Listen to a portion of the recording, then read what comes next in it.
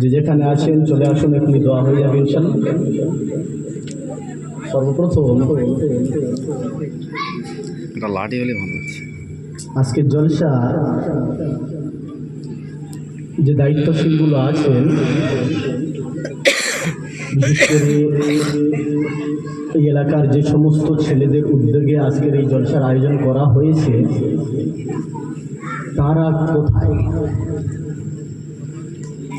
আমি অত্যন্ত টেড়া মানুষ, একটা দেখতে এরকম, আর আমি যেখানেই জলসা করতে যাই অত্যন্ত একটা বদ অভ্যাস আল্লাহ দিয়েছেন, যেটা হচ্ছে আমি নিজেও বলি আর যারা আমার বক্তব্য শুনে থাকেন তাদেরকেও বলা যায়।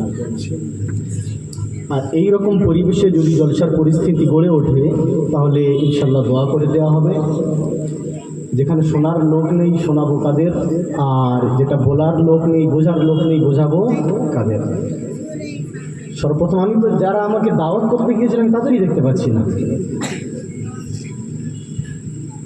যাদের উদ্যোগে এই জলসা, আপনাদের কি বললে আপনারা এখানে আসবেন সেটা আগে বলুন, তারপরে সেই শব্দগুলো আপনাদের জন্য ব্যবহার করি, তারপরে আপনারা আসবেন, তারপরেই বয়ান ইনশাল্লাহ শুরু হবে। একটা কথা হয়ে গেল। নাম্বার 2, শীতের রাত্রে বুঝতেও পারছি নিশ্চয়ই কষ্ট হচ্ছে, অনেক রাত হয়েছে, 11টা বাজতে যায়, মানে মধ্যরাত্রি প্রায় হয়ে গিয়েছে, তাহাজ্জুদের সময় হয়ে গিয়েছে। ঈশার নামাজ না পড়ে তাহাজ্জুদ পড়ে ঘুমালেও চলে, তো সেটাও যদি কেউ চায় করতে পারেন।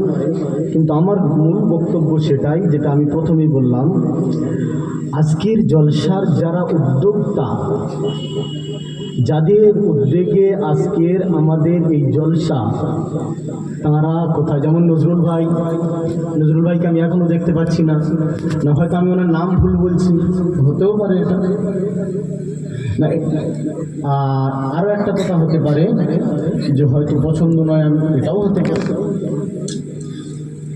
মুসলিম শরীফ হাদিস নাম্বার 6587, নবী পাক সাল্লাল্লাহু আলাইহি ওয়াসাল্লাম বলেছেন, লা ইয়াকউদু কওমুন ইয়াযকুরুনাল্লাহা, কিছু মানুষ, সামান্য কিছু মানুষ যারা এক জায়গায় বসে আল্লাহর প্রশংসা করে, আল্লাহর দ্বীন নিয়ে আলাপ আলোচনা করে, আল্লাহ তাদের 4টে পুরস্কার দেয়। কটা? 4টে। আচ্ছা, আমি তো এতক্ষণ জানতাম পছন্দ না, এখানকার মানুষ কথাও বলতে জানে না, এটা আমি জানতাম। যারা কোনো দিনী প্রোগ্রামে বসবে তাদের আল্লাহ কটা পুরস্কার দেবেন? 4টে। আলহামদুলিল্লাহ, ভালো লাগলো। সর্বপ্রথম হচ্ছে ইল্লা হাফাতুহুমুল মালাইকা,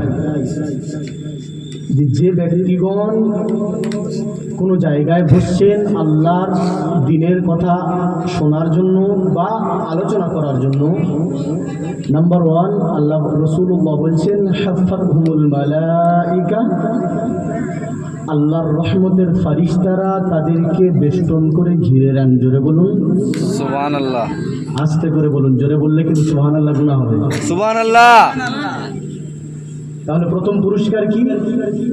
লা ইয়াকউদু কওমুন ইল্লা ইয়াযকুরুনাল্লাহা ইল্লা হাফাতহুমুল মালাইকা।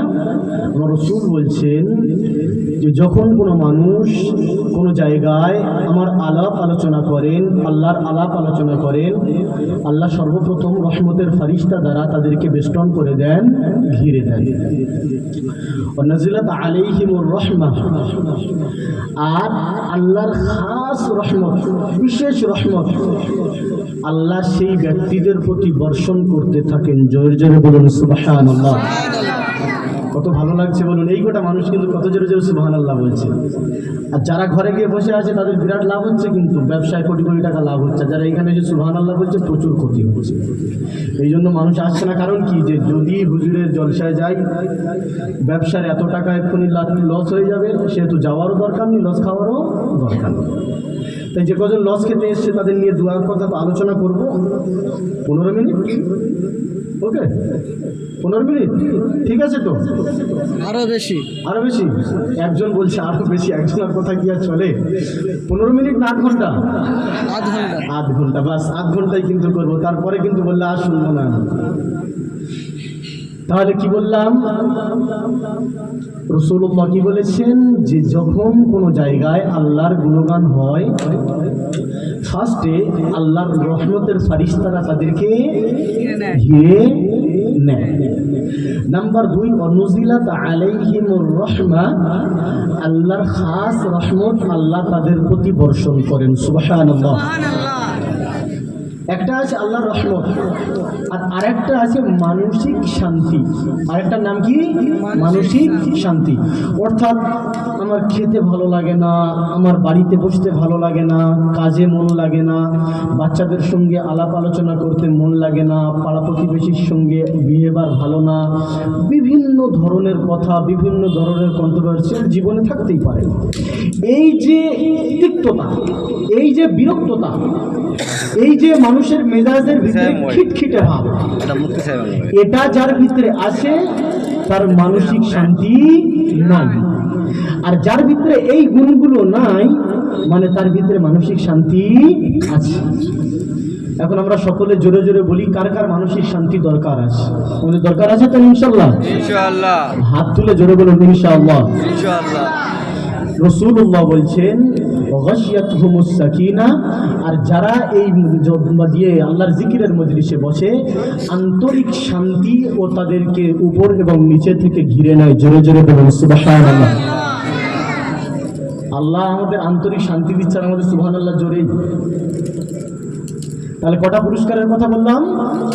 টোটাল কটা দেবেন আল্লাহ? 4টে। আমি বললাম এখনই কটা? 3টে। নাম্বার 1, রহমতের ফারিস্তারা তাদেরকে বেষ্টন করেন, আল্লাহ রহমত বর্ষণ করেন। নাম্বার 3, সাকিনা, মানসিক শান্তিও আল্লাহ কি করেন? সেই জায়গায় বর্ষণ করেন। নাম্বার 4, ওয়ায়াযকুরু মান কানা ইনদাহু। আমি এখানে বয়ান করছি, আমার সামনে আপনারা বসে আছেন, তো আল্লাহ তাবারক ওয়া তাআলার যেটা কুরসি, সেটা কেমন জানা নেই, কিন্তু আল্লাহ তাবারক ওয়া তাআলার যেটা কুরসি, সেখানে আল্লাহ যেমন বসে আছেন, আল্লাহর সামনে অগণিত ফারিস্তারা বসে আছেন। আল্লাহর সামনে কারা বসে আছেন? কারা বসে আছেন? ফারিস্তারা। আমি কোনো ভালো কথা কোনো ব্যক্তির নাম ধরে আপনাদের কাছে যেমন বলতে পারি, তদ্রূপ যারা এই জায়গায় বসে আছেন দ্বীনি মজলিসে, প্রত্যেকের নাম এবং বাপের নাম ধরে আল্লাহ সেই বসে থাকা ফারিস্তাদের সামনে বলতে থাকেন। একবার জোরে জোরে বলুন সুবহানাল্লাহ। সুবহানাল্লাহ। আর একটু প্রাণ খুলে বলুন সুবহানাল্লাহ। তাহলে কি বুঝে আসলো? আমরা এখানে দেখতে আমাদের পাড়ার 1000 মানুষের ভিতরে আমরা 40-60 জন বসে আছি, কোনোটা বড় সংখ্যা নয়, 10 ভাগের 1 ভাগও নয়, কিন্তু আমাদের যে পুরস্কারগুলো দেবেন আল্লাহ, যদি আম্বানি টাকার গদিতে ডুব মারে সে পুরস্কার পাবে? পাবে না। আর যদি ইলন মাস্ক যদি এয়ারক্রাফটে করে যদি চাঁদে চলে যায়, গিয়ে ঘর বানায়, তাও সেই শান্তি পাবে না। আচ্ছা, যে বেজোস যদি নতুন করে কোনো কিছু আবিষ্কার করে কিছু যদি তৈরি করা শুরু করে দেয়, টাকা যদি সারা দুনিয়ায় ওড়াতে থাকে, তাহলে জেফ বেজোসের জন্য এই 4টে পুরস্কার আছে? না। কারণ এই 4টে পুরস্কার বিশেষ মজলিসের বিশেষ মানুষের জন্য। আল্লাহ বিশেষ মানুষদের ভিতরে যাদের নাম লিখেছে তারা এখানে পুরস্কারটা পাচ্ছে, আর যারা বিশেষ মানুষের ভিতরে যাদের নাম নেই তারা এই পুরস্কার পাবে না। যেটা বলুন পাবে না। আপনারা কতবার সুবহানাল্লাহ বলেছেন এখনই? আমি তো 5-7 বার বলিয়ে নিয়েছি, তাই না? এই যেমন আমরা আল্লাহ রসুলের কথা শুনছি, আল্লাহ 4টে পুরস্কার দিলেন কি না? তাহলে যদি আমরা সুবহানাল্লাহ বলি, আল্লাহ কি পুরস্কার দেবেন? قال رسول الله صلى الله عليه وسلم من قال سبحان الله وبحمده غرست له نخلة في الجنة।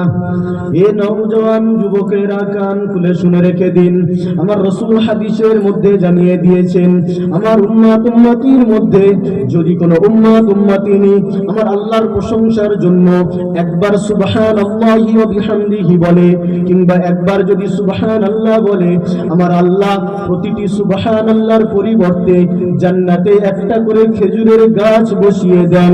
একবার জোরে জোরে বলুন সুবহানাল্লাহ। সুবহানাল্লাহ। আর একটু জোরে বলুন সুবহানাল্লাহ। তাহলে ফার্স্ট অফ অল কি বুঝে আসলো? যেমন এখানে বসলে 4টে পুরস্কার পাচ্ছি, আর সেই পুরস্কার আল্লাহ দিচ্ছেন, তাই তো আমরা খুশি হয়ে সুবহানাল্লাহ বলছি। তা পুরস্কার সুবহানাল্লাহ।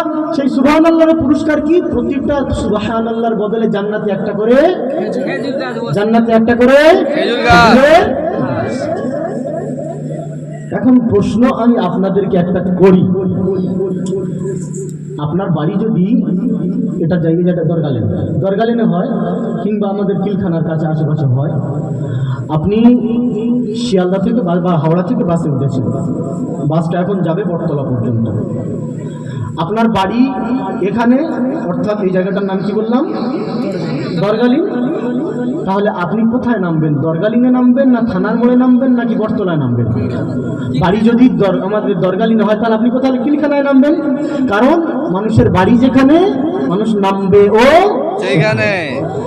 এখন আরেকটা কথা, তাহলে যদি আমরা সুবহানাল্লাহ বলে জান্নাতে গাছ আমাদের নামে বসাই, তাহলে মরে যাওয়ার পরে কোথায় যাব? মরে যাওয়ার পরে আমরা কোথায় যাব? আমাদের প্রপার্টি কোথায় কেনা আছে? কোথায় কেনা আছে? জান্নাতে। তাহলে আমরা যখন মরবো যাবো কোথায়? আর যারা ঘরের ভিতরে টাকা গুনতেছে তারা কোথায়? যারা এখানে না বসে বাইরে গুটকা খাচ্ছে তারা কোথায় যাবে? যারা এখানে না বসে অন্য জায়গায় গিয়ে বাদরামো করছে তারা কোথায় যাবে? তারা কোথায় যাবে আমি জানি না। আমার এখানে যারা বসে আছে আমি তাদের কথা বলতে পারি। আল্লাহ এবং রাসূলের কথা অনুযায়ী তারা সকলে কোথায় যাবেন? জান্নাতে। এখন আরেকটা প্রশ্ন হচ্ছে, মা বোনেরা তো এখানে বসে নেই, তাহলে এই যে প্রথমে 4টে পুরস্কার বললাম, ফারিস্তারা ঘিরে নেবে, আল্লাহর রহমত বর্ষণ হবে, মানসিক শান্তি পাবে, এবং আল্লাহ তাদের নাম ধরে ধরে ফারিস্তাদের সামনে বলবে, অমুক আমার প্রিয় বান্দা, অমুক আমার প্রিয় বান্দা। এটা তো রাসূলুল্লাহ কি বললেন? লা ইয়াকউদু কওমুন ইল্লা ইয়াযকুরুনাল্লাহ। যারা আল্লাহর জিকির করে, এই জিকিরের মজলিসটায় যারা বসে আছে, তাহলে মা বোনেরা বাহ্যিক দৃষ্টান্ত এখানে কি বসে আছে? বসে নেই। তাহলে কি হওয়া দরকার? মা বোনেদের কোনো পুরস্কার না পাওয়া দরকার। কিন্তু মসলা কি? শরীয়তের মসলা হচ্ছে পুরুষ এবং মহিলার যাদের সঙ্গে যাদের বিয়ের সম্পর্ক হালাল, বিয়ে করা চলবে, তারা কোনো সময় এক জায়গায় এসে বসে কোনো জিনিস প্রোগ্রামে অ্যাটেন্ড করতে পারবে না। তাই আমার মা এবং বোনেরা যারা পর্দার আড়ালে কোনো জায়গায় বসে আছেন আর এই জলসা শোনার জন্যই বসে আছেন, 4টে পুরস্কার যেমন এখানে গুটি কয়েক বান্দাকে আল্লাহ দেবেন, পর্দাশীলা ধার্মিকা মা বোন যারা প্রত্যেকটা বাড়িতে টলি বানিয়ে বসে আছেন, আমার আল্লাহ তাদেরকেও দেবেন। একবার প্রাণ খুলে বলুন সুবহানাল্লাহ। কত মজা লাগছে বলুন। এই কটা মানুষ এত জোরে জোরে সুবহানাল্লাহ বলছে, ও ফারিস্তারা তো ভয় খেয়ে যাচ্ছে, ইয়ার এতক্ষণ তো ঘুম এখন তো না। আরেকটা আবেদন আমি করি, আমার বায়ানের বিষয় 8 ঘন্টা সময়, আর বায়ানের বিষয় হচ্ছে কি? Happy family. কি বায়ানের বিষয়? কি? হ্যাপি ফ্যামিলি, সুখী পরিবার, সুখী দাম্পত্য জীবন, স্বামী স্ত্রীর জীবনটা কেমন ভাবে সুখের হয়, সুখ স্বাচ্ছন্দ্য হয়, এটাই হচ্ছে আমার বিষয়বস্তুর টপিক। আর আমার এখন বক্তব্য শুরুই হয়নি, আমার সেই ভূমিকা থেকেই সময় তো পার হয়ে যাচ্ছে। যাই হোক, দ্বিতীয় কথা, আমরা সকলে জলসা শুনতে এসেছি, এখানে যতজন বসে আছি জলসা শুনতে এসেছি তো ইনশাল্লাহ, আলহামদুলিল্লাহ শুনতে এসেছি। তাহলে জলসা যখন শুনবেন, যার কাছ থেকে শুনবেন তার দিকে আকর্ষণ দৃষ্টি থাকবে, না কিনা আমরা আমাদের মতো থাকবো, সে তার মতো থাকবে? যিনি বলছেন তার দিকে আকর্ষণ, তার দিকে দৃষ্টি থাকবে। নবী পাক সাল্লাল্লাহু আলাইহি ওয়াসাল্লাম যখন সাহাবাদেরকে কোনো ভাষণ দিতেন, সাহাবারা রসুলের এত সন্নিকটে বসতেন যে রসুলের দৃষ্টি, রসুল এই চোখ তুললেই যেখানে পড়ছে, সাহাবারা সে জায়গা থেকে বসা শুরু করতেন। একবার প্রাণ খুলে বলুন সুবহানাল্লাহ। আমার রসুলের সাহাবাদের বসার দ্বিতীয় গুণ, সাহাবারা বলছেন যে রসুলের যখন যিনি আলোচনা আমাদেরকে নিয়ে করতেন, আমরা এমন মিলে মিশে বসতাম, উপর থেকে যদি কোনো সূঁচ পড়ে যেত, সেই সূঁচটা মাটিতে গিয়ে পড়তো না। সাহাবাদের মধ্যে এতটা পরিমাণ ভাব, ভালোবাসা এবং ভ্রাতৃত্ব এবং গায়ে গায়ে মিলিয়ে বসতেন। একবার জোরে জোরে বলুন সুবহানাল্লাহ। আমরা কি সেই সাহাবাদের কেউ হই? যে রসুলের সাহাবারা এই গায়ে গায়ে বসতেন, সে সাহাবাদের সঙ্গে আমাদের কোনো কি ধার্মিক বা আভ্যন্তরীণ কোনো সম্পর্ক আছে কি? যদি আপনার মনে হয় আছে, দয়া করে পিছন না ঘুরিয়ে সামনে ঘোরান। আর যদি মনে হয় আরে সাহাবা যাক যেখানে যাবে, আমরা আমাদের মতো থাকবো, আমরা আমাদের মতো থাকবো, তাহলে কোনো অসুবিধা নেই। এই চেয়ারগুলো তুলে ছাদে, বাড়ির ভিতরে, দরজার বাইরে, মাঠে ঘাটে, যেখানে ইচ্ছা। আলহামদুলিল্লাহ, এত সুন্দর লাগছে, আমি কি বলবো। আধ ঘন্টা সময় কিন্তু আমার, আমি বারবার বলছি আধ ঘন্টা বেশি আমি 10 মিনিট 12টা 1 ঘন্টা 12টা। সব কারো চা লাগবে না তো? আলহামদুলিল্লাহ। আর আমার মন বলে আমি 4-5 মিনিট শুরু করলে ভর্তি হয়ে যাবে, ওই জন্য সামনে আগে ডেকে নিলাম, মানুষ আসতেই থাকবে ইনশাল্লাহ। হ্যাপি ফ্যামিলি এটা হচ্ছে দুটি শব্দ দিয়ে তৈরি। একটা হচ্ছে হ্যাপি, হ্যাপি এটা হচ্ছে ইংলিশ শব্দ, ইংরেজি, যেটার বাংলা যদি আমি ভাবার্থ প্রকাশ করতে চাই আপনাদের সামনে, যার অর্থ দাঁড়ায় সুখ, স্বাচ্ছন্দ্য, মানসিক শান্তি, চিন্তা মুক্তি, ডিপ্রেশন মুক্ত। কি বললাম? হ্যাপি এটি ইংলিশ শব্দ, যার বাংলা অর্থ কি? সুখ, শান্তি, টেনশন, মানসিক দুশ্চিন্তা মুক্ত। সেই যে মানুষের সিচুয়েশন, পরিস্থিতি, সেই পরিস্থিতিকে বলা হয় হ্যাপি। আর ফ্যামিলি এটা মানুষের জন্য তখন ব্যবহার হয় যখন কেউ ম্যারিড হয়, বিবাহিত হয়, যখন স্বামী এবং স্ত্রী মিলে জীবনযাপন করা শুরু করে। তাহলে দুটো শব্দ আপনি মিলিয়ে দেন, হ্যাপি ফ্যামিলি, অর্থাৎ স্বামী স্ত্রী মিলে এমন সুখ সময় জীবন তৈরি করা যেখানে টেনশন এবং দুশ্চিন্তা থাকবে, জোরে বলুন থাকবে, সেই জীবনটার নাম হচ্ছে হ্যাপি ফ্যামিলি বা সুখী পরিবার। কথা ক্লিয়ার?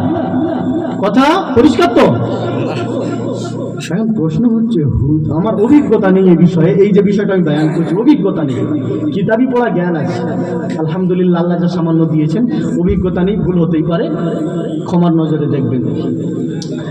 সর্বপ্রথম আমি একটা আয়াত আপনাদের সামনে তিলাওয়াত করব, কালামুল্লাহ শরীফ, পারা নাম্বার 10, সূরা নাম্বার 9, সূরাতুত তাওবা, আয়াত নাম্বার 71, পৃষ্ঠা নাম্বার 199। কথা ক্লিয়ার? আরেকবার বলে দিন। সূরাতুত তাওবা, সূরা নাম্বার 9, পারা নাম্বার 10, সূরা তাওবার আয়াত নাম্বার 71, আর কোরআন শরীফের পারা নাম্বার, পৃষ্ঠা নাম্বার 199।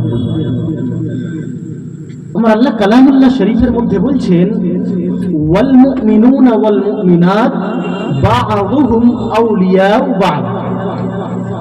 মুমিন মুসলমান পুরুষ, মুমিন মুসলমান নারী, মুমিন মুসলমান স্ত্রী, মুমিন মুসলমান স্বামী, একে অপর, বা'দুহুম আউলিয়াউ বা'দ, একে অপরের আউলিয়া। আউলিয়ার ব্যাখ্যা আমি এখন আউলিয়াই বললাম।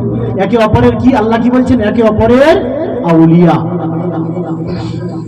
এই আউলিয়া শব্দের ব্যাখ্যা বিশ্লেষণ যদি আপনি ডিকশনারিতে দেখেন, অনেকগুলো।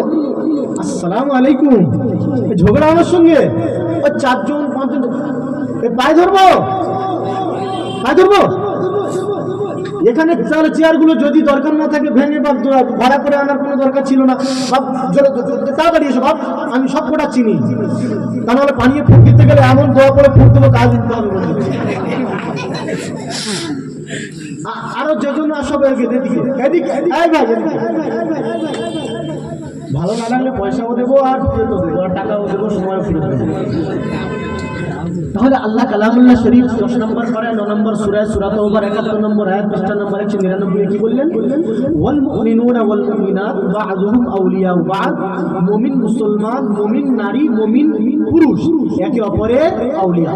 আউলিয়া শব্দের ডিকশনারি আপনি যদি খোঁজেন এর অনেকগুলো অর্থ আছে। নাম সর্বপ্রথম যেটা অর্থ আসে, আউলিয়া শব্দের অর্থ হচ্ছে বন্ধু। আউলিয়া শব্দের প্রথম অর্থটা কি? বন্ধু। আউলিয়া এটি বহু বচন, এর এক বচন হচ্ছে ওয়ালিয়ুন। তাহলে ওয়ালি বা আউলিয়া এই শব্দের অর্থ কি? প্রথম অর্থ বন্ধু। তাহলে বন্ধুকে যে একে অন্যের সঙ্গে সুসম্পর্ক রেখে জীবনযাপন করতে চায়, ঝগড়া বিভেদ করতে চায় না। তাহলে আল্লাহ বলছে মুমিন স্ত্রী আর মুমিন স্বামী একে অপরের বন্ধু। তাহলে কি বোঝা গেল? স্বামী স্ত্রী প্রকৃতপক্ষে মুমিন তারাই যারা সংসারকে সুস্বাচ্ছন্দ্যে সুখে জীবনযাপন করতে চায়। যারা কোথায় কোথায় ঝগড়া করে তারা প্রকৃতপক্ষে বুঝে নিন।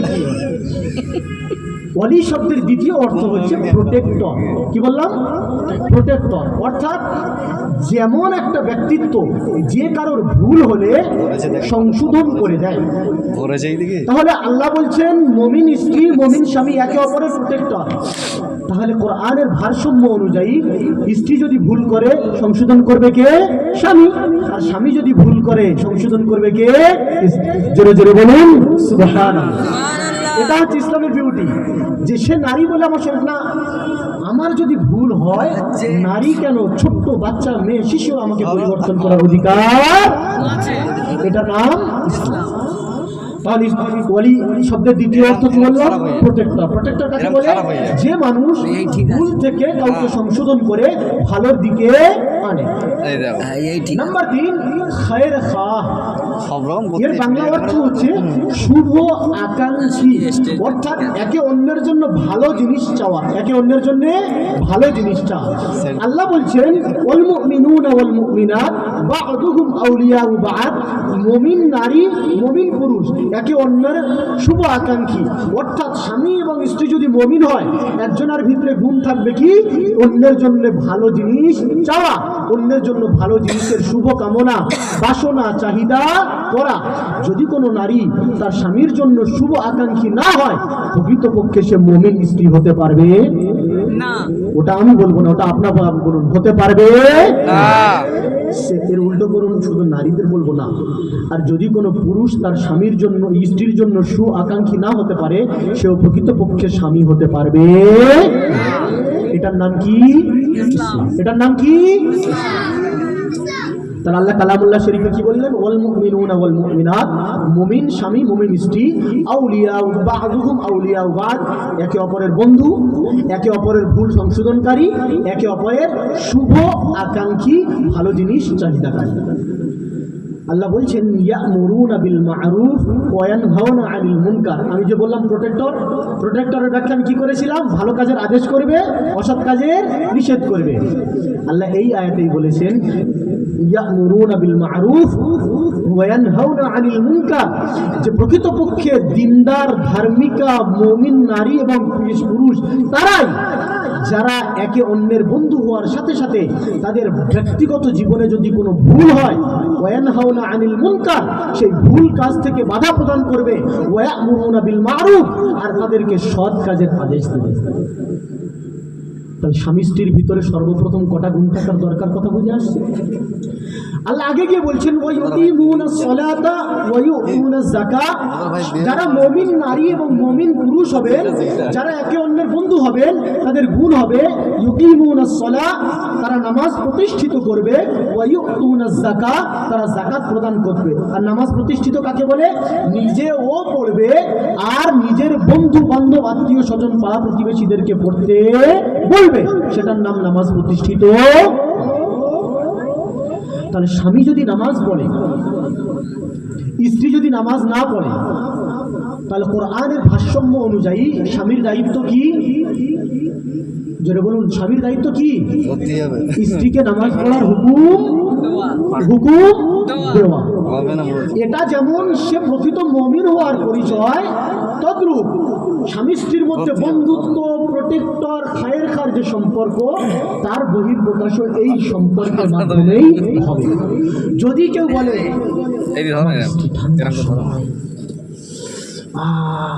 ঠান্ডায় উজু করবে ঠান্ডা পানিতে, নামাজ পড়বে, ডার্লিং তুমি ঘুমাও, তোমাকে আমি কষ্ট দিতে চাই না, সে প্রকৃতপক্ষে কোনোদিন স্বামী হতে পারবে? কারণ কোরআন কি বলছে? প্রকৃতপক্ষে মুমিন পুরুষ এবং নারী, স্বামী এবং স্ত্রী তারাই যারা একে অন্যের প্রোটেক্টর হবে, অর্থাৎ ভালো কাজের আদেশ করবে, অসৎ কাজের নিষেধ করবে। নামাজ পড়া ভালো না খারাপ? তাহলে ঠান্ডা বলে নামাজকে ছেড়ে দেওয়া এটা খারাপ না ভালো? এটা খারাপ। তাহলে ঠান্ডার ভয়ে নামাজকে যে পড়তে বলছে না, সে তাহলে নিজের স্ত্রীকে ভালো কাজের আদেশ করছে না, সে তাহলে তার স্ত্রীর বন্ধু হতে পারবে? আর যদি যে ঠান্ডার পরোয়া না করে, আল্লাহ বলেছে ডার্লিং আমাকে তুমি একটা এগ রোল বলবে 3টে কিনে দেবো, একটা পিজা বলবে 6টা এনে দেবো, একটা বোরকা বলবে 10টা এনে দেবো, ইসলামিক বিধানে নো কম্প্রোমাইজ। নামাজের সময় হয়েছে, চলো নামাজ পড়বে, আপনি যদি এটা বলেন, আপনি আপনার স্ত্রীর প্রকৃতপক্ষে বন্ধু, আপনি প্রকৃতপক্ষে তার শুভ আকাঙ্ক্ষী, আপনি প্রকৃতপক্ষে তার দোস্ত, আপনি প্রকৃতপক্ষে মুমিন, আপনি প্রকৃতপক্ষে অ্যাজ এ কমপ্লিট মুসলমান। তাহলে আল্লাহ দ্বিতীয় কথা কি বললেন এই আয়াতে? ওয়ায়ামুরুনা বিল মারুফ ওয়া ইয়ানহাউনা আনিল মুনকার। ওয়া ইয়ানহাউনা আনিল মুনকার অর্থাৎ অসৎ কাজের নিষেধ করবে। ডার্লিং যদি বলে ওগো ফোনের রিচার্জ শেষ হয়ে গেছে, দাদিমা কাকিমা সিরিয়াল দেবে, একটু ভরে দাও। হ্যাঁ হ্যাঁ ভরে দিচ্ছি, এই কথাটা যদি বলে ভরে দেয়, তাহলে ফোনে ব্যালেন্স মারা কি এই জিনিসটা কি কোনো খারাপ জিনিস? কোনো খারাপ জিনিস না, কিন্তু কোন উদ্দেশ্যে মারছে? কাকিমা দাদিমা নয়নতারা অয়নতারা কোল্লা কোল্লা জানি না আমি কত ধরনের সিরিয়াল আছে, যদি সেইগুলো দেখার জন্য ফোনে রিচার্জ করে দেয়, তাহলে এটা ওয়ায়ানহাউনা আনিল মুনকার, অসৎ কাজের নিষেধ হলো কি? হলো না। আল্লাহ কি বলছে? যারা প্রকৃতপক্ষে মুমিন নারী পুরুষ হবে, তারা একে অন্যের অসৎ কাজের নিষেধ করবে। যে সমস্ত স্বামীরা নিজেদের স্ত্রীদেরকে শুধুমাত্র সিরিয়াল দেখার জন্য রিচার্জ করে দেয়, সিরিয়াল দেখার জন্য টিভিতে টাকা মেরে দেয়, ডিশ অ্যান্টেনায় টাকা মেরে দেয়, তারা প্রকৃতপক্ষে কোনোদিন নিজের স্ত্রীর বন্ধু হতে পারে? আমি বলেছি, এটা আমার কথা কি? এটা কার কথা? কোরআনের কথা। আমি বলার কি? আমার বলার কোনো অধিকার নেই। কোরআন যা বলবে সেটা আমি বলবো, কোরআন যেটা মানা করবে সেটা আমি বলবো, বাস কথা ক্লিয়ার। তাহলে আল্লাহ দ্বিতীয় গুণ কি বললেন? তারা সৎ কাজের আদেশ করবে, অসৎ কাজের নিষেধ করবে, নামাজ প্রতিষ্ঠিত করবে, যাকাত প্রদান করবে। নাম্বার 3 আল্লাহ বলছেন ওয়ায়ুতিউনাল্লাহা ওয়া রাসূলাহু, তারা আল্লাহ এবং রসুলের বিধানকেও মেনে জীবনযাপন করবে। যদি কোনো স্বামী এবং স্ত্রী এই প্রথম আয়াতের বিধানগুলি মেনে জীবনযাপন করে, আল্লাহ তাদের কি পুরস্কার দেবে আপনি জানেন? হে জওয়ান যুবকেরা, কান খুলে শুনে রেখে দিন, আমার আল্লাহ কালামুল্লাহ শরীফের মধ্যে জানিয়ে দিয়েছেন, সায়ারহামুহুমুল্লাহ ইন্নাল্লাহা কানা আজিজুন হাকীম।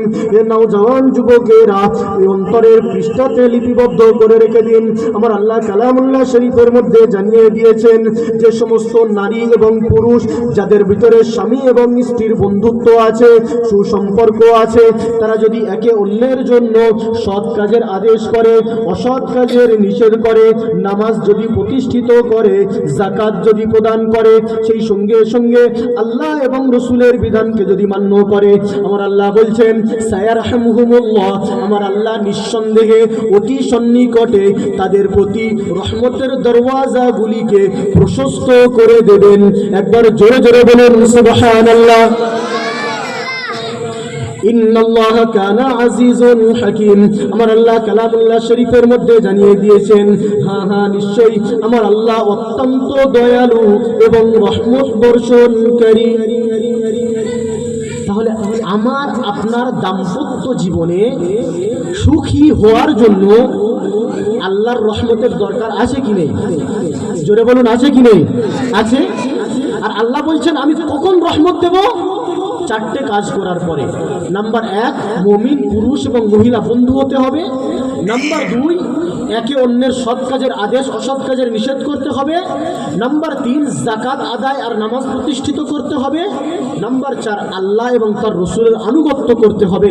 আমার আল্লাহ বললেন, যখন এই 4টে জিনিস কোনো নারী এবং পুরুষ কোনো দাম্পত্য জীবন স্বামী এবং স্ত্রী করবে, সায়ারহামহুমুল্লাহ, আমি আল্লাহ তাদের সেই দাম্পত্য জীবনে রহমতের ঝর্ণাকে প্রশস্ত করে দেব।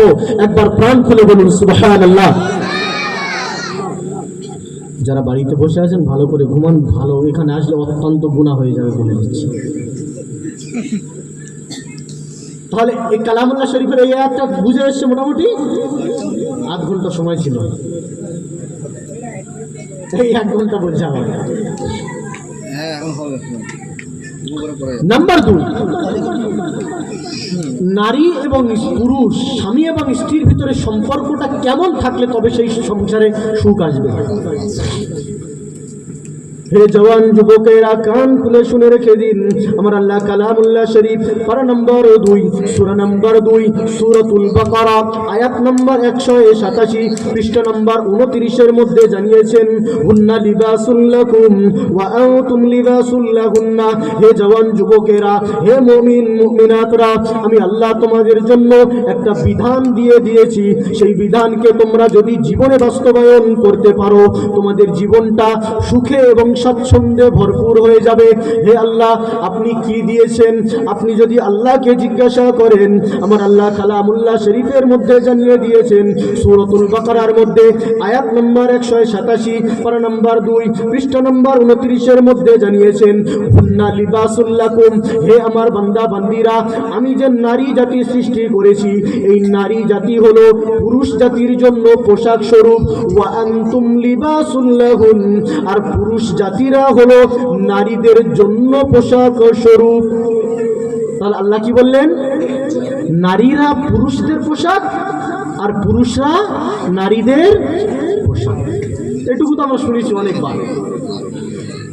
এখন আপনাদের কাছে প্রশ্ন হচ্ছে, পোশাক কাকে বলে? আল-লিবাস মা হুয়া। পোশাকের 2টো বৈশিষ্ট্যের কথা আমি আপনাদেরকে বলবো। পোশাকের কটা বৈশিষ্ট্যের কথা বলবো আপনাদেরকে? পোশাক বা বস্ত্র বা জামা কাপড় বা পরিধানের জিনিস আপনি যাই বলুন, প্রত্যেকটা পরিধানের বস্ত্রের ভিতরে 2টো গুণাগুণ থাকে। কটা গুণ থাকে? 2টো। নাম্বার 1, বাইরে থেকে যে কষ্টগুলি আসছে, ধরুন শীত বাইরে থেকে আসছে, তাহলে আমাকে এমন একটা পোশাক পরিধান করতে হবে বাইরে থেকে শীতকে আমার শরীরের সঙ্গে স্পর্শ হওয়া থেকে সে কি করবে? বাধা প্রদান করবে বা রুখে দেবে। তবেই সেটাকে নাম কি হবে? ঠান্ডার পোশাক, তাই নাকি? যদি গরম পড়ে আর গরমের সময় আমি যদি জ্যাকেট পরি, ওটা গরমের জন্য পোশাক সম্পূর্ণরূপে হবে না। গরমের জন্য কি হতে হবে? সুতির কাপড় হতে হবে। ওই সুতির কাপড়টা আমার শরীরের যে গরমটা আসছে, সেটার আমার শরীরে লাগার মাঝখানে কি হবে? একটা আড় হবে, বাধা হবে, একটা দেওয়ার হবে। তাহলে পোশাকের প্রথম বৈশিষ্ট্য কি? বাইরে থেকে কষ্টগুলিকে দূরে সরিয়ে দেওয়া। যে মানুষ সেই পোশাকটা পরিধান করেছেন তার কাছে আসতে না দেওয়া। এটা বুঝে এসছেন? এটা যদি বুঝে আসে তাহলে আপনারা বলুন, আল্লাহ কি বলেছেন? যে নারীরা পুরুষদের, নারী বলতে কি? প্রেমিক প্রেমিকা নারী তো বলে। ও প্রেমিক প্রেমিকা নয়, ডার্লিং নয়। আল্লাহর কসম, যদি না ভাত খাও আমি খাবো না, ওদিকেও খেয়ে বসে আছে। এদের কথা কিন্তু আল্লাহ বলেন নিজে, হুন্না লিবাসুল লাকুম ওয়া আনতুম লিবাসুল লাহুন্না। আল্লাহ যাদের হালাল পদ্ধতিতে ইজাব বিয়ে হয়ে গিয়েছে স্বামী স্ত্রী, তাদের কথা বলছেন। কথা বুঝে এসছে? যে সুখী জীবন কেমন বানাতে হবে। আল্লাহ বললেন, তুমি ওর পোশাক হয়ে যাও, সে তোমার পোশাক হয়ে যাবে, তোমাদের জীবনটা সুন্দর হয়ে যাবে। এখন বুঝতে হবে তো পোশাক মানে কেমন। তাহলে পোশাকের প্রথম বৈশিষ্ট্য কি বললাম? বাইরে থেকে যে কষ্টগুলি আসছে সেগুলোকে দূরে পুশ করে দেওয়া। নাম্বার 2, শরীরের ভিতরে যে দুর্বলতাগুলো আছে সেগুলো বাইরে প্রকাশ না করা। আপনার শরীরে যদি এখানে কোনো, আমি মেনে নিলাম কেটে গিয়েছে, আপনি যদি জামা পরে নেন, আপনার জামাটা কি কোনো মানুষকে দেখাবে যে আমি ওর পাঞ্জাবি এই ছিঁড়ে দেখাচ্ছি, দেখ ওর ভিতরে কেটে গেছে, কাটাটা রাখার জন্য পাঞ্জাবি পরেছে? কারোর পাঞ্জাবি আজ পর্যন্ত এরকম ধর্মঘট করে বলেছে? শার্ট গেঞ্জি কোনো কিছু জামা কাপড় আমরা যেগুলো পরি সেই জামা কাপড় আমাদের শরীরে বাহ্যিক যে রোগগুলো থাকে, কষ্টগুলো থাকে, সেগুলো বাইরে প্রকাশ করে না মানুষের থেকে সেগুলোকে দূরে রাখে? মানুষের থেকে সেগুলোকে লুকায়িত রাখে। ওই জন্য সেটাকে কি বলা হয়? পোশাক বলা হয়। তাহলে আমি কি বললাম? পোশাকের কটা বৈশিষ্ট্য? দুটো বৈশিষ্ট্য। বাইরে থেকে আসা কষ্টগুলোকে দূরে পুশ করবে, আর ভিতরে শরীরের ভিতরের দুর্বলতাগুলোকে লুকিয়ে রাখবে, বাইরে প্রকাশ হতে দেবে না। আল্লাহ কি বললেন? স্বামী স্ত্রীর পোশাক, স্ত্রী স্বামীর পোশাক। পোশাকের দুটো বৈশিষ্ট্য, বাইরের কষ্টকে দূরে করা, ভিতরের কষ্টকে লুকিয়ে রাখা। তাহলে যে স্ত্রী বাইরে থেকে যে কষ্টগুলো স্বামীর দিকে আসছে ধেয়ে, সেই কষ্টে স্বামীর পাশে না দাঁড়াবে, সে কি স্বামীর জন্য পোশাক হতে পারলো? জোরে বলুন, পোশাক হতে পারলো? তাহলে আল্লাহ বলছেন হুন্না লিবাসুল লাকুম, তারা তোমাদের পোশাক। পোশাক হওয়ার যে দুটো বৈশিষ্ট্য ছিল, সেটা যদি কেউ না মানে, কিয়ামত পর্যন্ত সে সম্পূর্ণরূপে স্ত্রী হতে পারবে।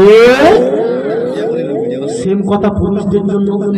যদি কোনো স্বামী তার স্ত্রীর উপরে মেন্টালি, ফিজিক্যালি, শারীরিক, মানসিক যে চাপগুলো আসছে, যদি সেগুলোকে সে দূর করার জন্য প্রচেষ্টা না করে, তাকে যদি সংবর্ধনা না দেয়, তাকে যদি সান্ত্বনা কেউ না দেয়, তাহলে পোশাকের প্রথম বৈশিষ্ট্যটা সে আদায় করলো না। তাহলে স্বামী হওয়ার জন্য যেটা লিবাসের কথা আল্লাহ বলেছে, সে সম্পূর্ণরূপে আদায় করতে পারলো। তাহলে মুমিন স্বামী এবং মুমিন স্ত্রী কারা হবে? যারা সুখের সংসারকে বজায় রাখার জন্য বাইরে থেকে চাপ, মানসিক কষ্ট, প্রেসার, শারীরিক কষ্টগুলো আসা দেখে সেগুলোকে দূরে সরিয়ে দেবে, তারাই প্রকৃতপক্ষে মুমিন স্বামী এবং মুমিন স্ত্রী। নাম্বার 2, আমাদের ওই যে কর্তার বলেছিলাম যে 1 ডজন তেল আনতে, ঠান্ডা শেষ হয়ে যাচ্ছে, এনে দেয়নি। হ্যাঁ, আজ পর্যন্ত জানিস আল্লাহর কসম একদিনও একটাও শোয়া আমার পূরণ করেনি। ওর বন্ধুদের কাছে গিয়ে বলছে একটা বউ পেয়েছি জানিস, আজ পর্যন্ত একটাও কথা যদি শোনে আর কি বলি। আগে তো মাথা যন্ত্রণা করতো না, এখন আমার যদি মাথা যন্ত্রণা ঔষধ না খাই দিনই কাটে না। এই যে মেয়েটা পাড়ার মেয়েদের কাছে গিয়ে নিজের স্বামীর নামে একটা ক্যাসেট খুলে দিল, এই বন্ধুর কাছে গিয়ে নিজের স্ত্রীর নামে একটা ক্যাসেট খুলে দিল। আল্লাহ যে বললেন স্বামীরা স্ত্রীদের পোশাক, স্ত্রীরা স্বামীদের পোশাক, তারা কি পোশাক হওয়ার অধিকার আদায় করলো? জোরে বলুন, আদায় করলো? তাহলে আপনি যদি আপনার সংসারকে সুখময় করতে চান, আপনি স্বামী হিসাবে আপনার স্ত্রীর জন্য আপনাকে পোশাক হওয়ার প্রমাণ দিতে হবে, আর আপনি স্ত্রী হিসাবে আপনার স্বামীর সামনে পোশাক হওয়ার প্রমাণ দিতে হবে।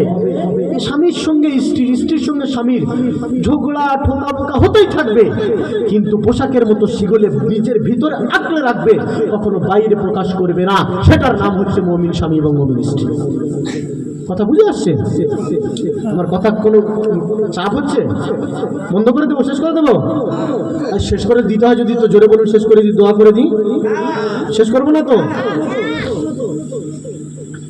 তাহলে কি বললাম?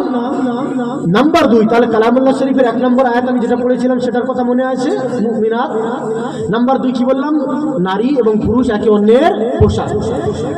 আপনারা প্রত্যেকটা যাদের বিবাহ হয়েছে, যারা দাম্পত্য জীবন বর্তমান পার করছেন, আর যারা আগামী জীবনে বিবাহ করে দাম্পত্য জীবনে পা দেবেন, আমি আপনাদের হাত জোড়ো করে পায়ে ধরে বলতে চাই, আপনারা শুধুমাত্র কোরআনের এই আয়াতটার প্রতি আমল করুন।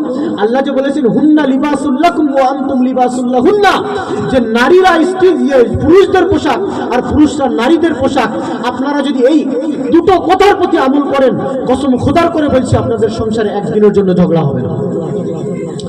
আপনি চিন্তা করুন, শীতকালে আমরা তো কম্বল মুড়ি দিয়ে, কম্বল গায়ে দিই, লেপ গায়ে দিই, তো আমরা দিয়ে তো ব্যবহার করি। তো এখন চিন্তা করুন, এই কম্বলে যদি আল্লাহ না করুক কোনোদিন একটু পানি পড়ে গিয়েছে, কম্বলে একটু দোষ হয়ে গিয়েছে, আমরা কম্বলটা দূর করে ছুঁড়ে ফেলে দিই নাকি ভালোভাবে ওটাকে শুকিয়ে ফের ব্যবহার করি?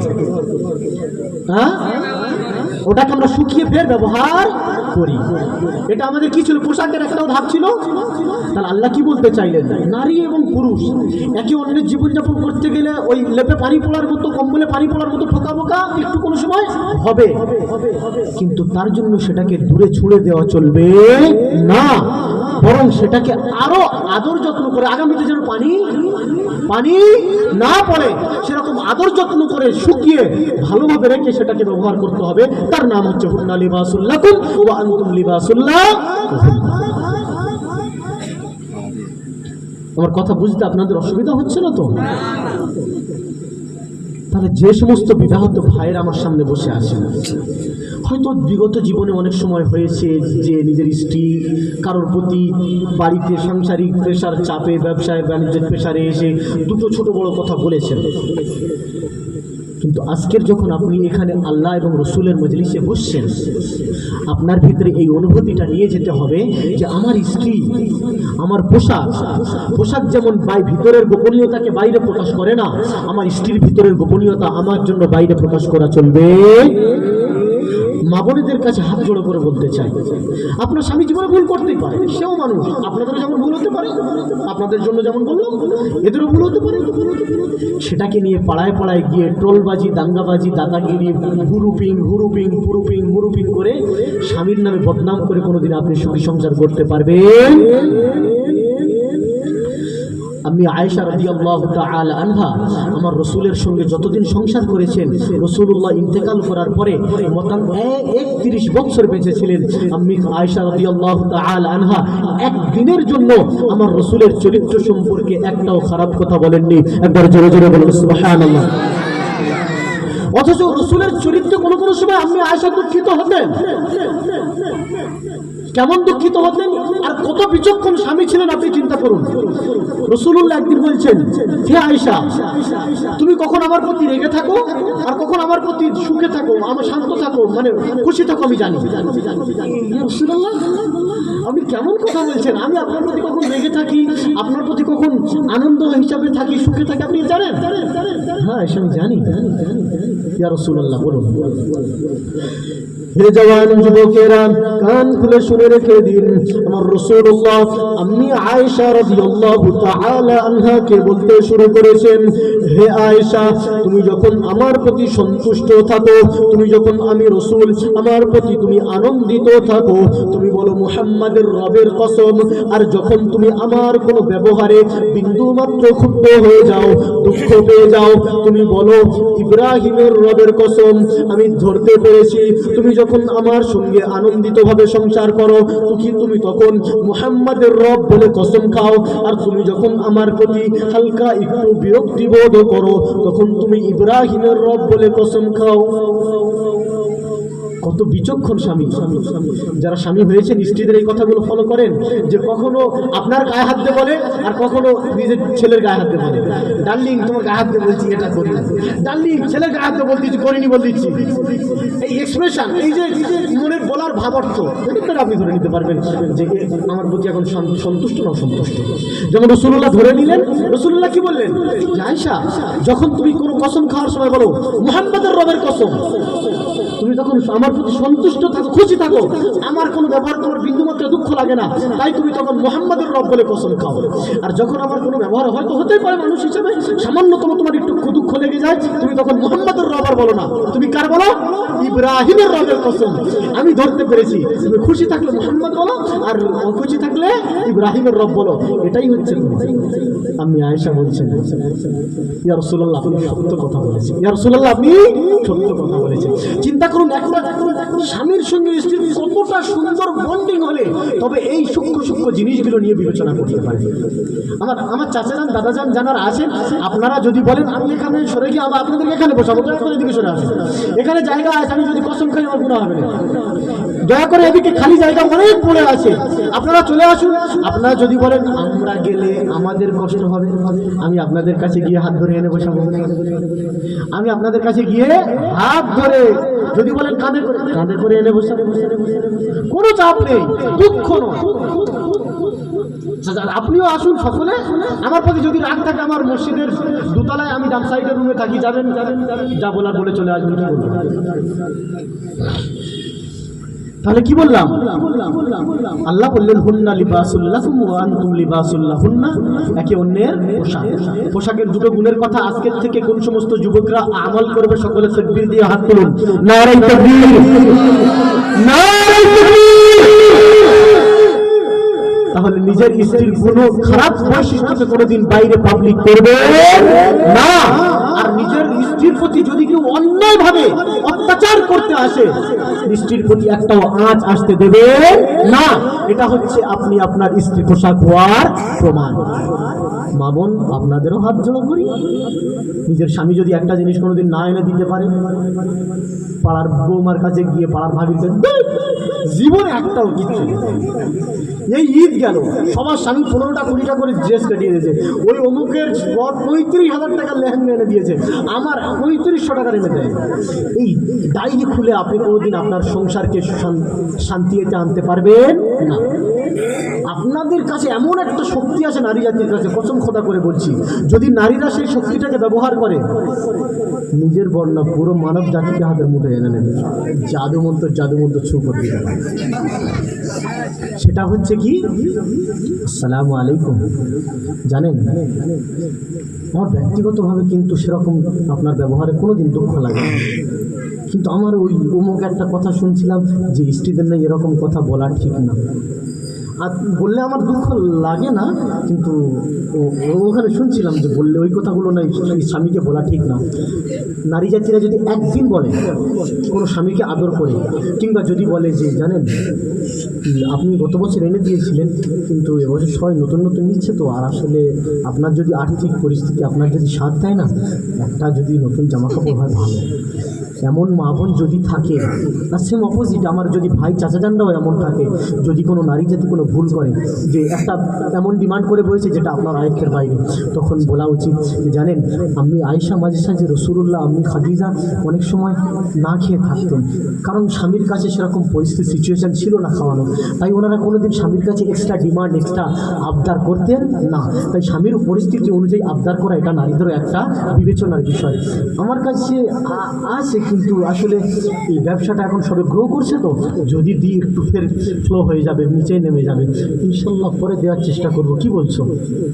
আপনি যখন রাত্রে শুতে যাবেন, আপনি গায়ে একটু আতর লাগিয়ে বুকে মাথা দিয়ে এই কথাগুলো একদিন করে বলবেন। আপনারা দেখবেন একদিন না হয়, একদিনে পরিবর্তন হওয়া সম্ভব নয়, একদিন দুদিন, এক বছর, একদিন দুদিন, এক সপ্তাহ পরের মধ্যে যদি আপনার শরীর সংসারে পরিবর্তন না আসে, আপনি আমার কাছে যাবেন, তারপরে আপনি আমাকে গোলার কলার ধরে জিজ্ঞাসা করবেন যে হুজুর আপনি এমন টিপস দিয়েছেন কাজই হয় না। নিজের স্ত্রীকে একদিনও ভালোবেসে গালে তুলে খাইয়েছেন? আপনার পোশাক আপনার গায়ের সঙ্গে লেগে আছে মানে কি আপনার সব কিছুই শেষ।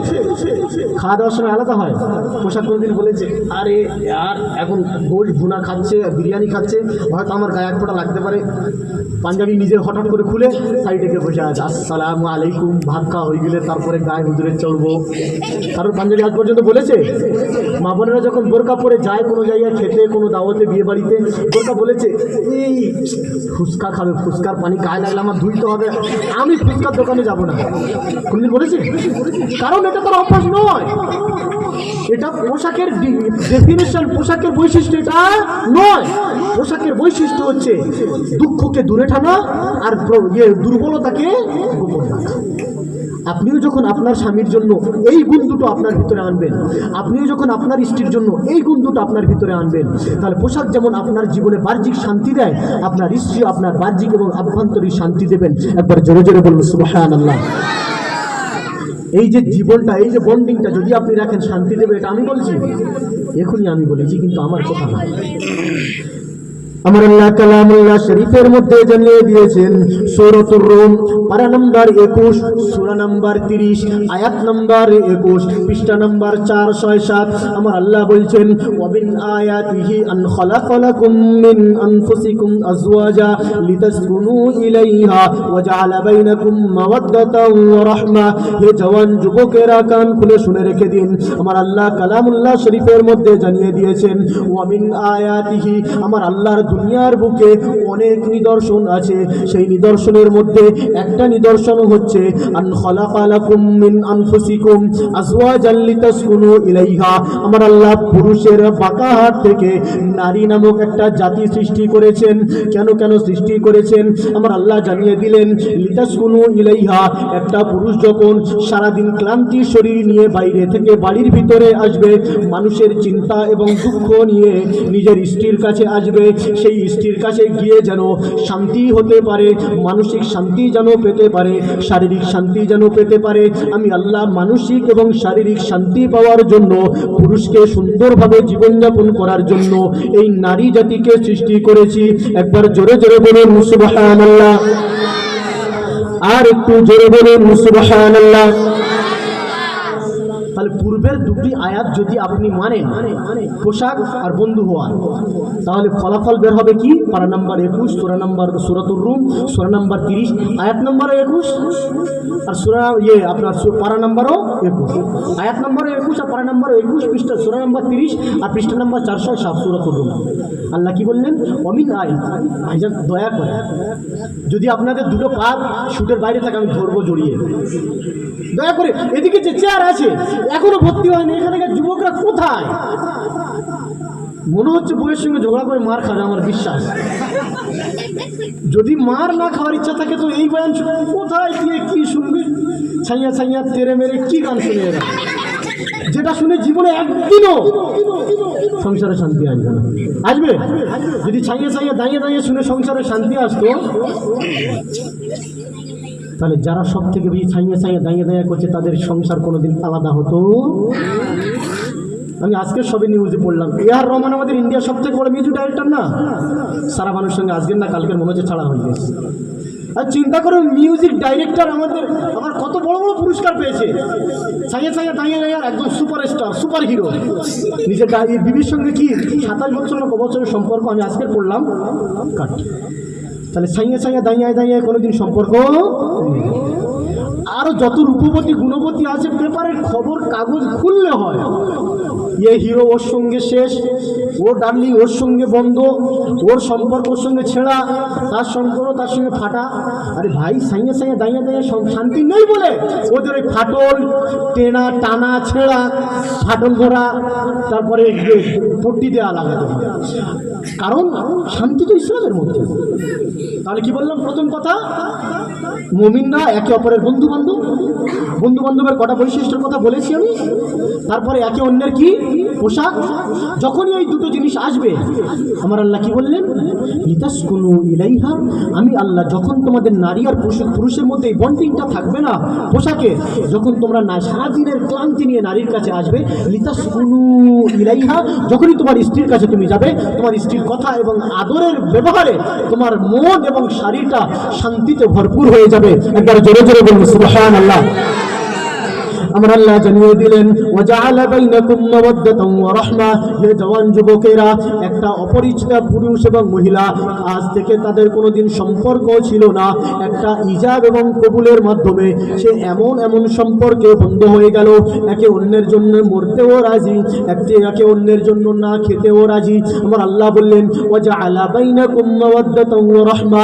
এই যে বিবাহ নামক সম্পর্ক আছে, ইজাব এবং কবুল নামক সম্পর্ক আছে, আমি আল্লাহ এই বিবাহের মধ্যে এমন একটা বরকত রেখেছি যে অপরিচিত দুটো ব্যক্তি একে অপরের বন্ধু হয়ে যায়, একে অপরের জন্য জানকে উৎসর্গ করতে পারে, একে অপরের জন্য না খেয়ে নিজের শরীরকে কষ্ট দিতে পারে।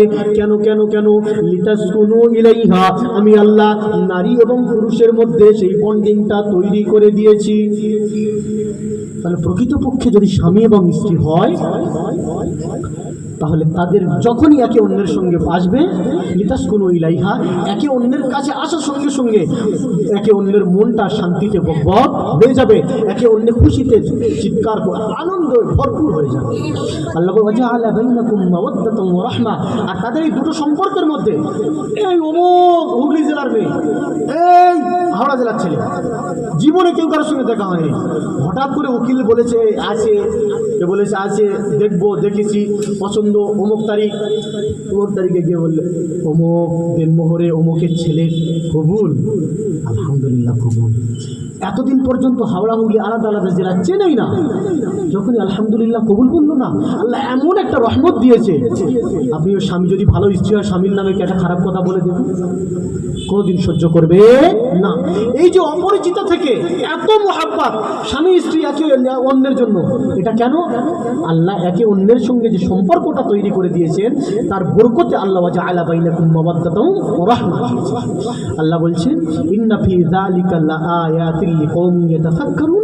আমার এই নারী এবং পুরুষের বন্ডিং এর ভিতরে আমি নিদর্শন রেখেছি, আমার আল্লাহর শক্তির বহিঃপ্রকাশ রেখেছি। কাদের জন্য? লিকাওমিন ইয়াতাফাক্কারুন, যে সমস্ত মানুষরা এটা নিয়ে চিন্তা ভাবনা করবে তাদের জন্য। যদি কেউ এ বিষয় নিয়ে কোনোদিন চিন্তা ভাবনা না করেন, তার জন্য এতে কোনোদিন কিছু খুঁজে পাওয়া যাবে না।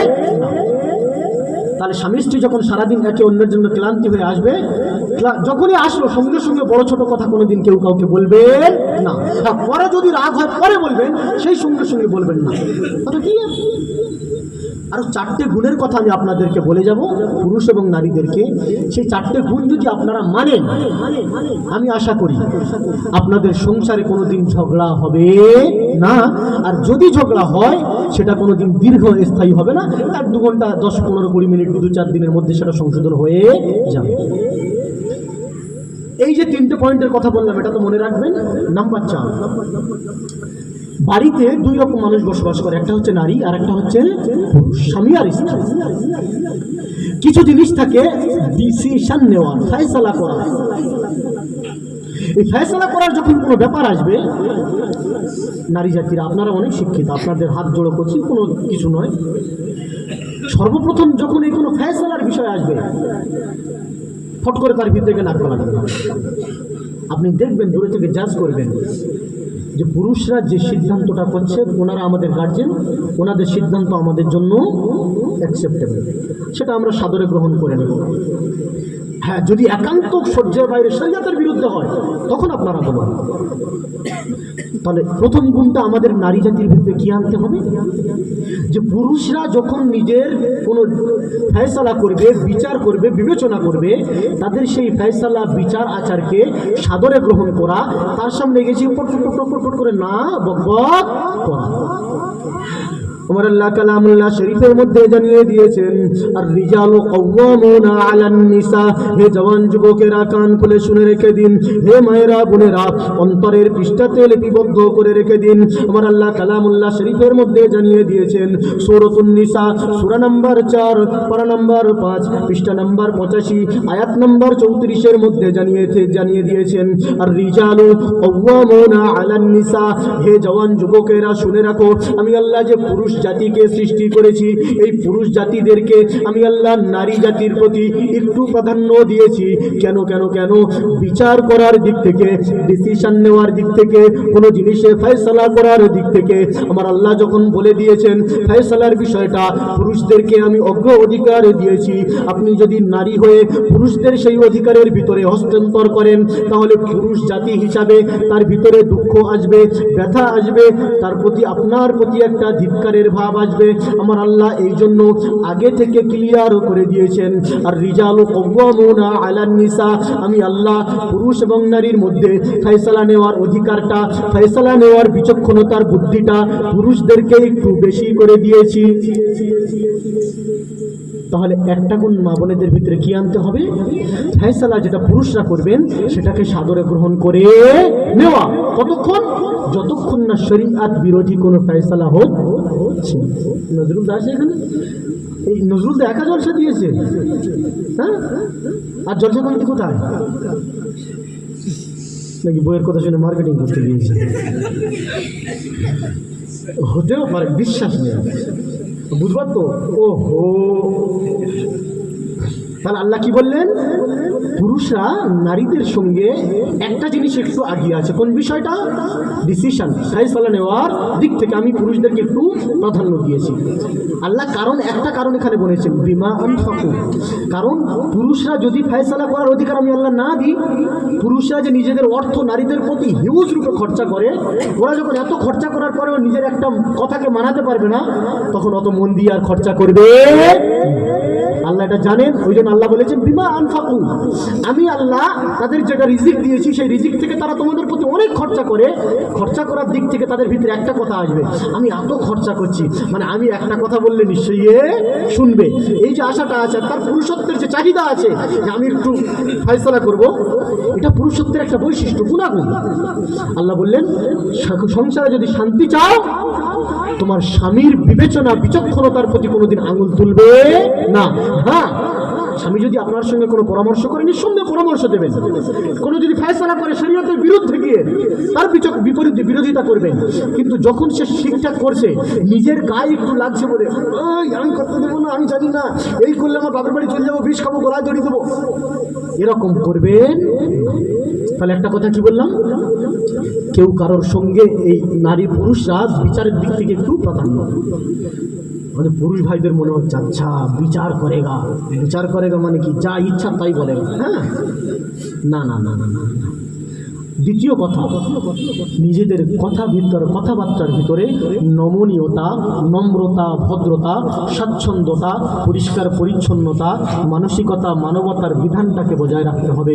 আমার আল্লাহ কালামুল্লাহ শরীফের মধ্যে জানিয়ে দিয়েছেন, সূরাতুল বানী ইসরাইল পারা নম্বর 15, সূরা নম্বর 17, আয়াত নম্বর 53। আমার আল্লাহ কালামুল্লাহ শরীফের মধ্যে জানিয়েছেন, পৃষ্ঠা নম্বর 288, আমার আল্লাহ বলছেন কুল্লি ইবাদি, হে আমার রসুল, হে দয়ার রসুল, হে মুহাম্মদুর রাসূলুল্লাহ, আপনি আপনার উম্মতিকে বলে দিন, কুল্লি ইবাদি, হে রসুল আপনি আমার বান্দা বান্দীদেরকে বলে দিন, ইয়াকুলুল্লাতি হিয়া আহসান, তারা যখন স্বামী স্ত্রী হিসাবে কথোপকথন করবে, ভাই বোন হিসাবে কথোপকথন করবে, পিতামাতা হিসাবে কথোপকথন করবে, আত্মীয় স্বজন হিসাবে কথোপকথন করবে, ইয়াকুলুল্লাতি হিয়া আহসান, সব থেকে নরম, সব থেকে সুন্দর, সব থেকে মোলায়েম, সব থেকে সফট, সব থেকে বিউটি, সব থেকে এক্সিলেন্ট যে ভাষা আছে সেই ভাষা দিয়ে কথা বলবে, উগ্র মেজাজে, কোলা মেজাজে যেন কোনো কথা না বলে।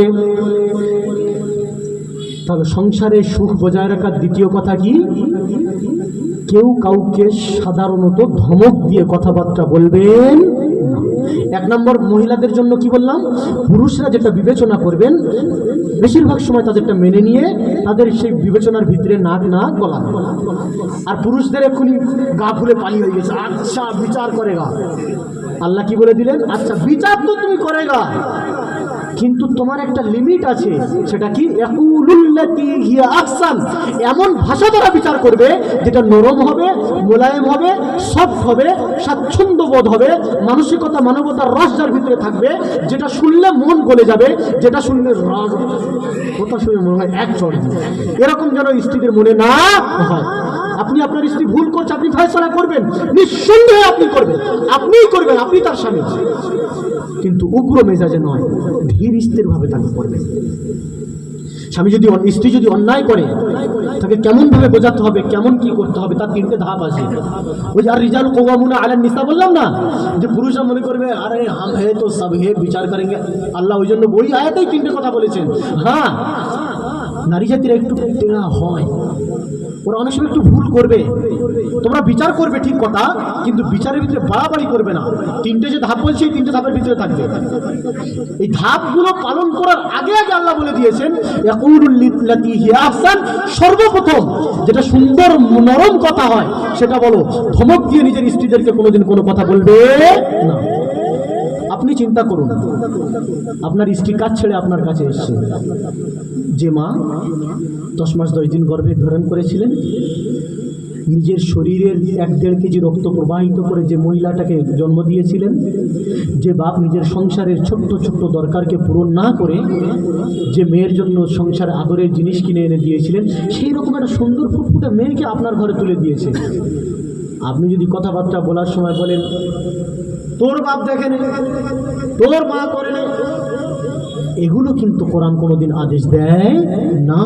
ওই জন্য কোরআন বলেছে ইয়াকুলুল্লাতি হিয়া আহসান, হে জওয়ান যুবকেরা, হে বিবাহিতারা, প্রত্যেকেই যখন বিশেষ করে নারী জাতির সঙ্গে কথা বলবে, স্ত্রীদের সঙ্গে কথা বলবে, হিয়া আহসান, এমন কথা বলো যেটা তাদের পছন্দ হয়, যেটা শুনলে তাদের মনে দুঃখ বা রাগ যেন না। তাহলে আমাদের যারা বিবাহিত, যাদের স্ত্রী আছে, তাদের বাপ মা তুলে গালাগালি দেওয়া চলবে তো নাকি? জোরে বলুন, চলবে কি না? কোনোদিন চলবে না। আর আপনি যদি আপনার স্ত্রীকে বাবা মা তুলে গালাগালি দেন, আপনি ফের ইচ্ছা করেন, আশা রাখবেন যে বউকে আমি বাবা মা তুলে গালাগালি দিলাম, ও যেন আমার সঙ্গে ভালো ব্যবহার করে, ও যেন আমার সঙ্গে। যার রক্তের সম্পর্ককে আপনি গালি দেন, তার কাছ থেকে ভালো ব্যবহার আপনি আশা করেন কি করে? আপনার লজ্জা করেন? আপনার পা যদি দুটো আপনি কেটে দেন, আর আপনি তারপরে যদি বলেন আমি আমার নিজের পায়ে হাঁটবো, এটা কোনোদিন সম্ভব?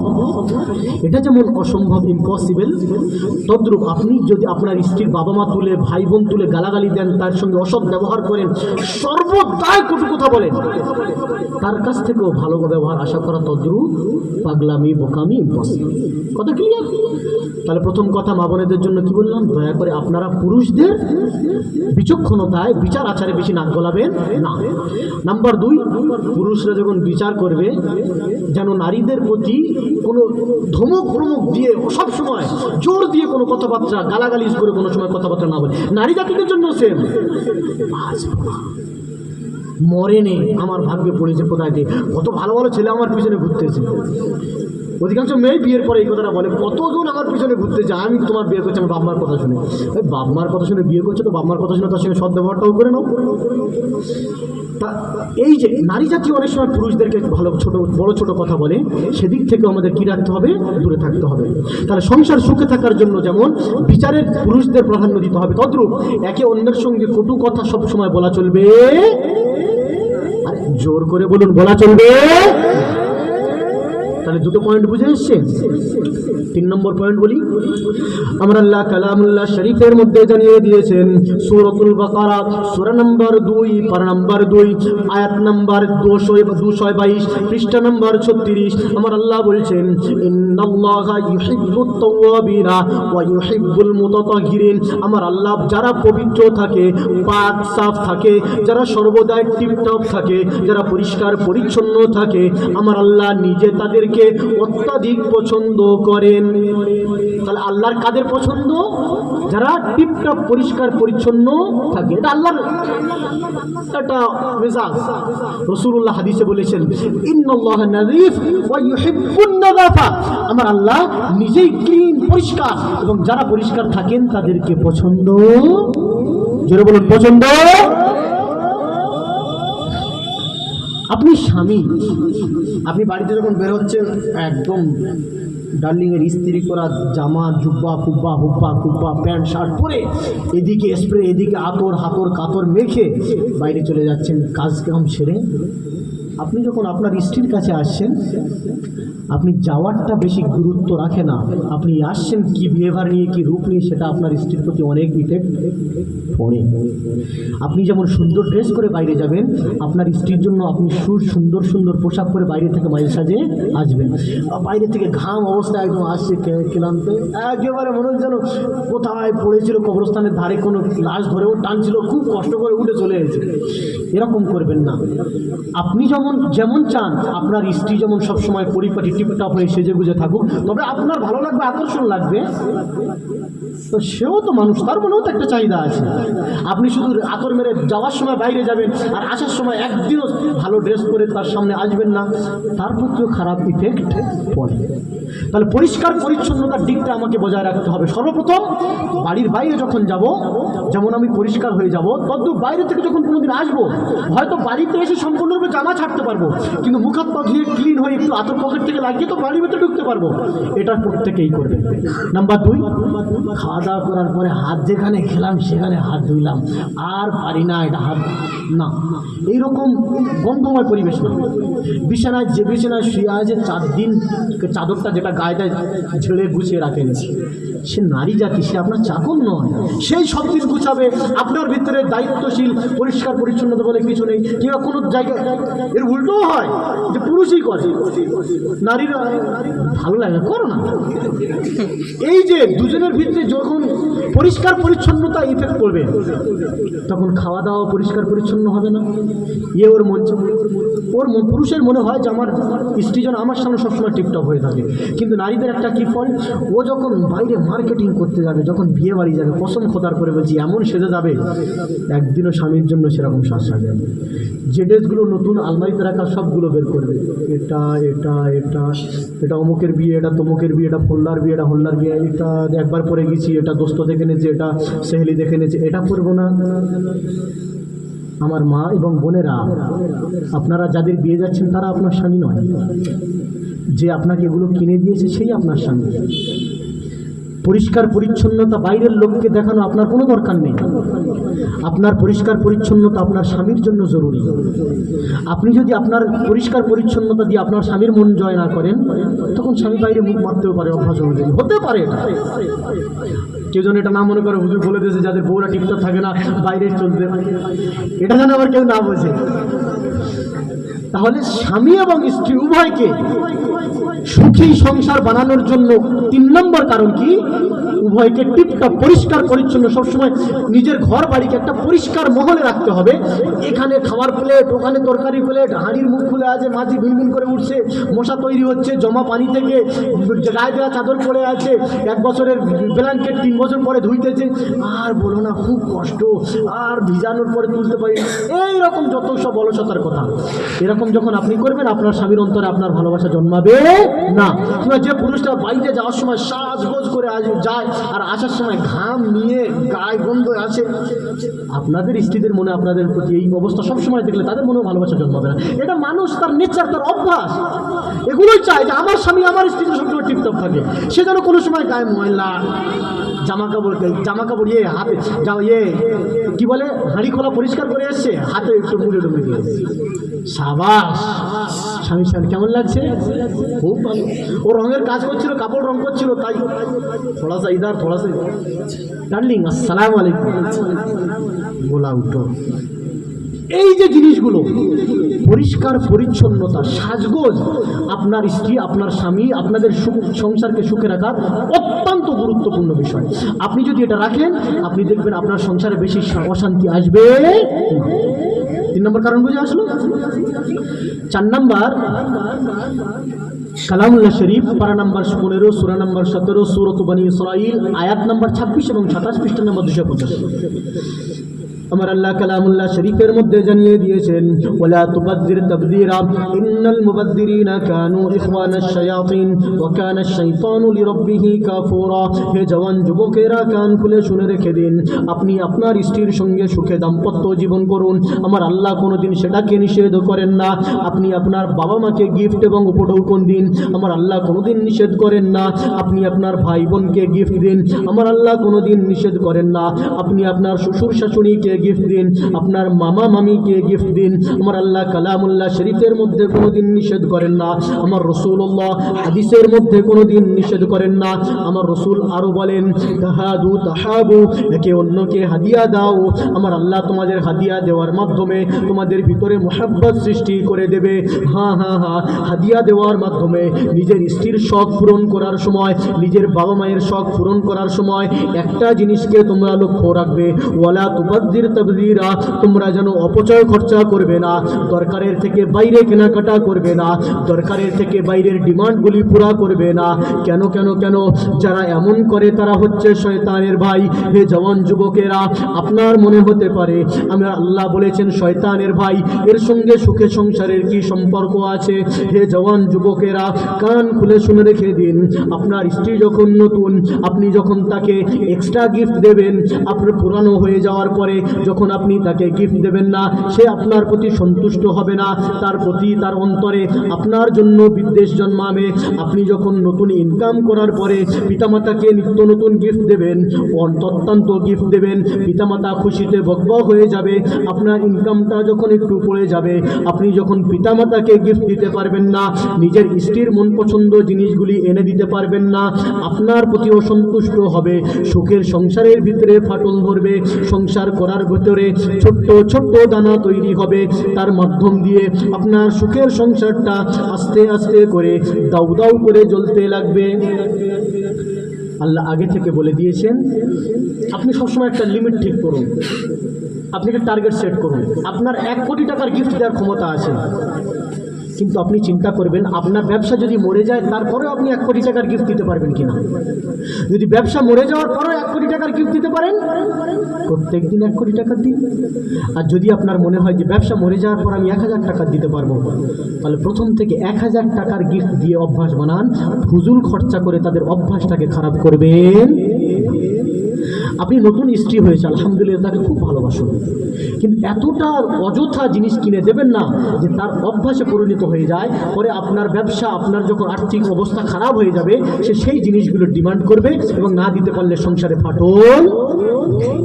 আপনি আপনার স্ত্রীকে নিঃসন্দেহে মাসে একবার হোটেলে খেতে নিয়ে যান, কিন্তু এর অর্থ এটা নয় প্রতিদিন আপনি হোটেল থেকে কিনে এনে দেবেন। আর যখন আপনার এই ক্ষমতাটা থাকবে না, তখন আপনার স্ত্রী আপনার প্রতি সন্তুষ্ট চিত্তে আপনাকে দেখবে না। আর এটা শুরু হয়েছিল কোথায়? যে খরচার দরকার ছিল না, অযথা খরচা থেকে এই জিনিসটা শুরু হয়েছিল। আর শেষ হবে কোথায়? দুটো স্বামী স্ত্রীর ভিতরে অসন্তুষ্ট বিভেদ বিচ্ছেদ দিয়ে শেষ হবে। ওই জন্য আমাদের সংসারকে সুখের বজায় রাখতে গেলে প্রথম থেকে বিবেচনা করে সংসার করতে হবে। প্রথম থেকে সংসারে অপচয় খরচা করলে গিফট দিতে হবে, অযথা গিফট দেওয়া চলবে না। ভালোবাসা দিতে হবে, জামা কাপড় কিনে দিতে হবে, অযথা কিনে দেওয়া চলবে না। ঘুরতে নিয়ে যেতে হবে, বারবার ঘুরতে নিয়ে সব বেশি নিয়ে যাওয়া চলবে না। হোটেলে খাওয়াতে হবে, সীমা লঙ্ঘন করে হোটেলে খাওয়ানো ঠিক হবে না। যখন আপনি করবেন তার অভ্যাস তৈরি হয়ে যাবে যে মাসে একটা করে জুয়েলারি, মাসে একটা করে গহনা। আপনার ব্যবসা মরে গেলে আপনার ভালোবাসাটা যখন গহনার মধ্যে আবদ্ধ, তো আপনি না যদি গহনা দিতে পারেন, হয়তো রাতে পিছনে আপনার দিকে মুখ করেও নাও শুনতে পারেন। আর এই জিনিসটা কি কখন শুরু হয়েছিল? অযথা গিফট দেওয়ার কারণে। ওই জন্য আল্লাহ কি বললেন? ওয়ালা তুবাদ্দির তাবদীরা। এই প্রথম থেকে অপচয় খরচা বেশি করবে না।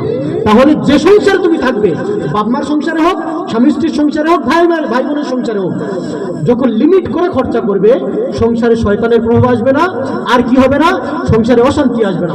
আর যখন লিমিটের বাইরে গিয়ে অযথা ওড়াবে, একটা সময় যখন অযথা ওড়ানোর সময় টাকা থাকবে না, সঙ্গে সঙ্গে ফাটল ধরা শুরু হবে।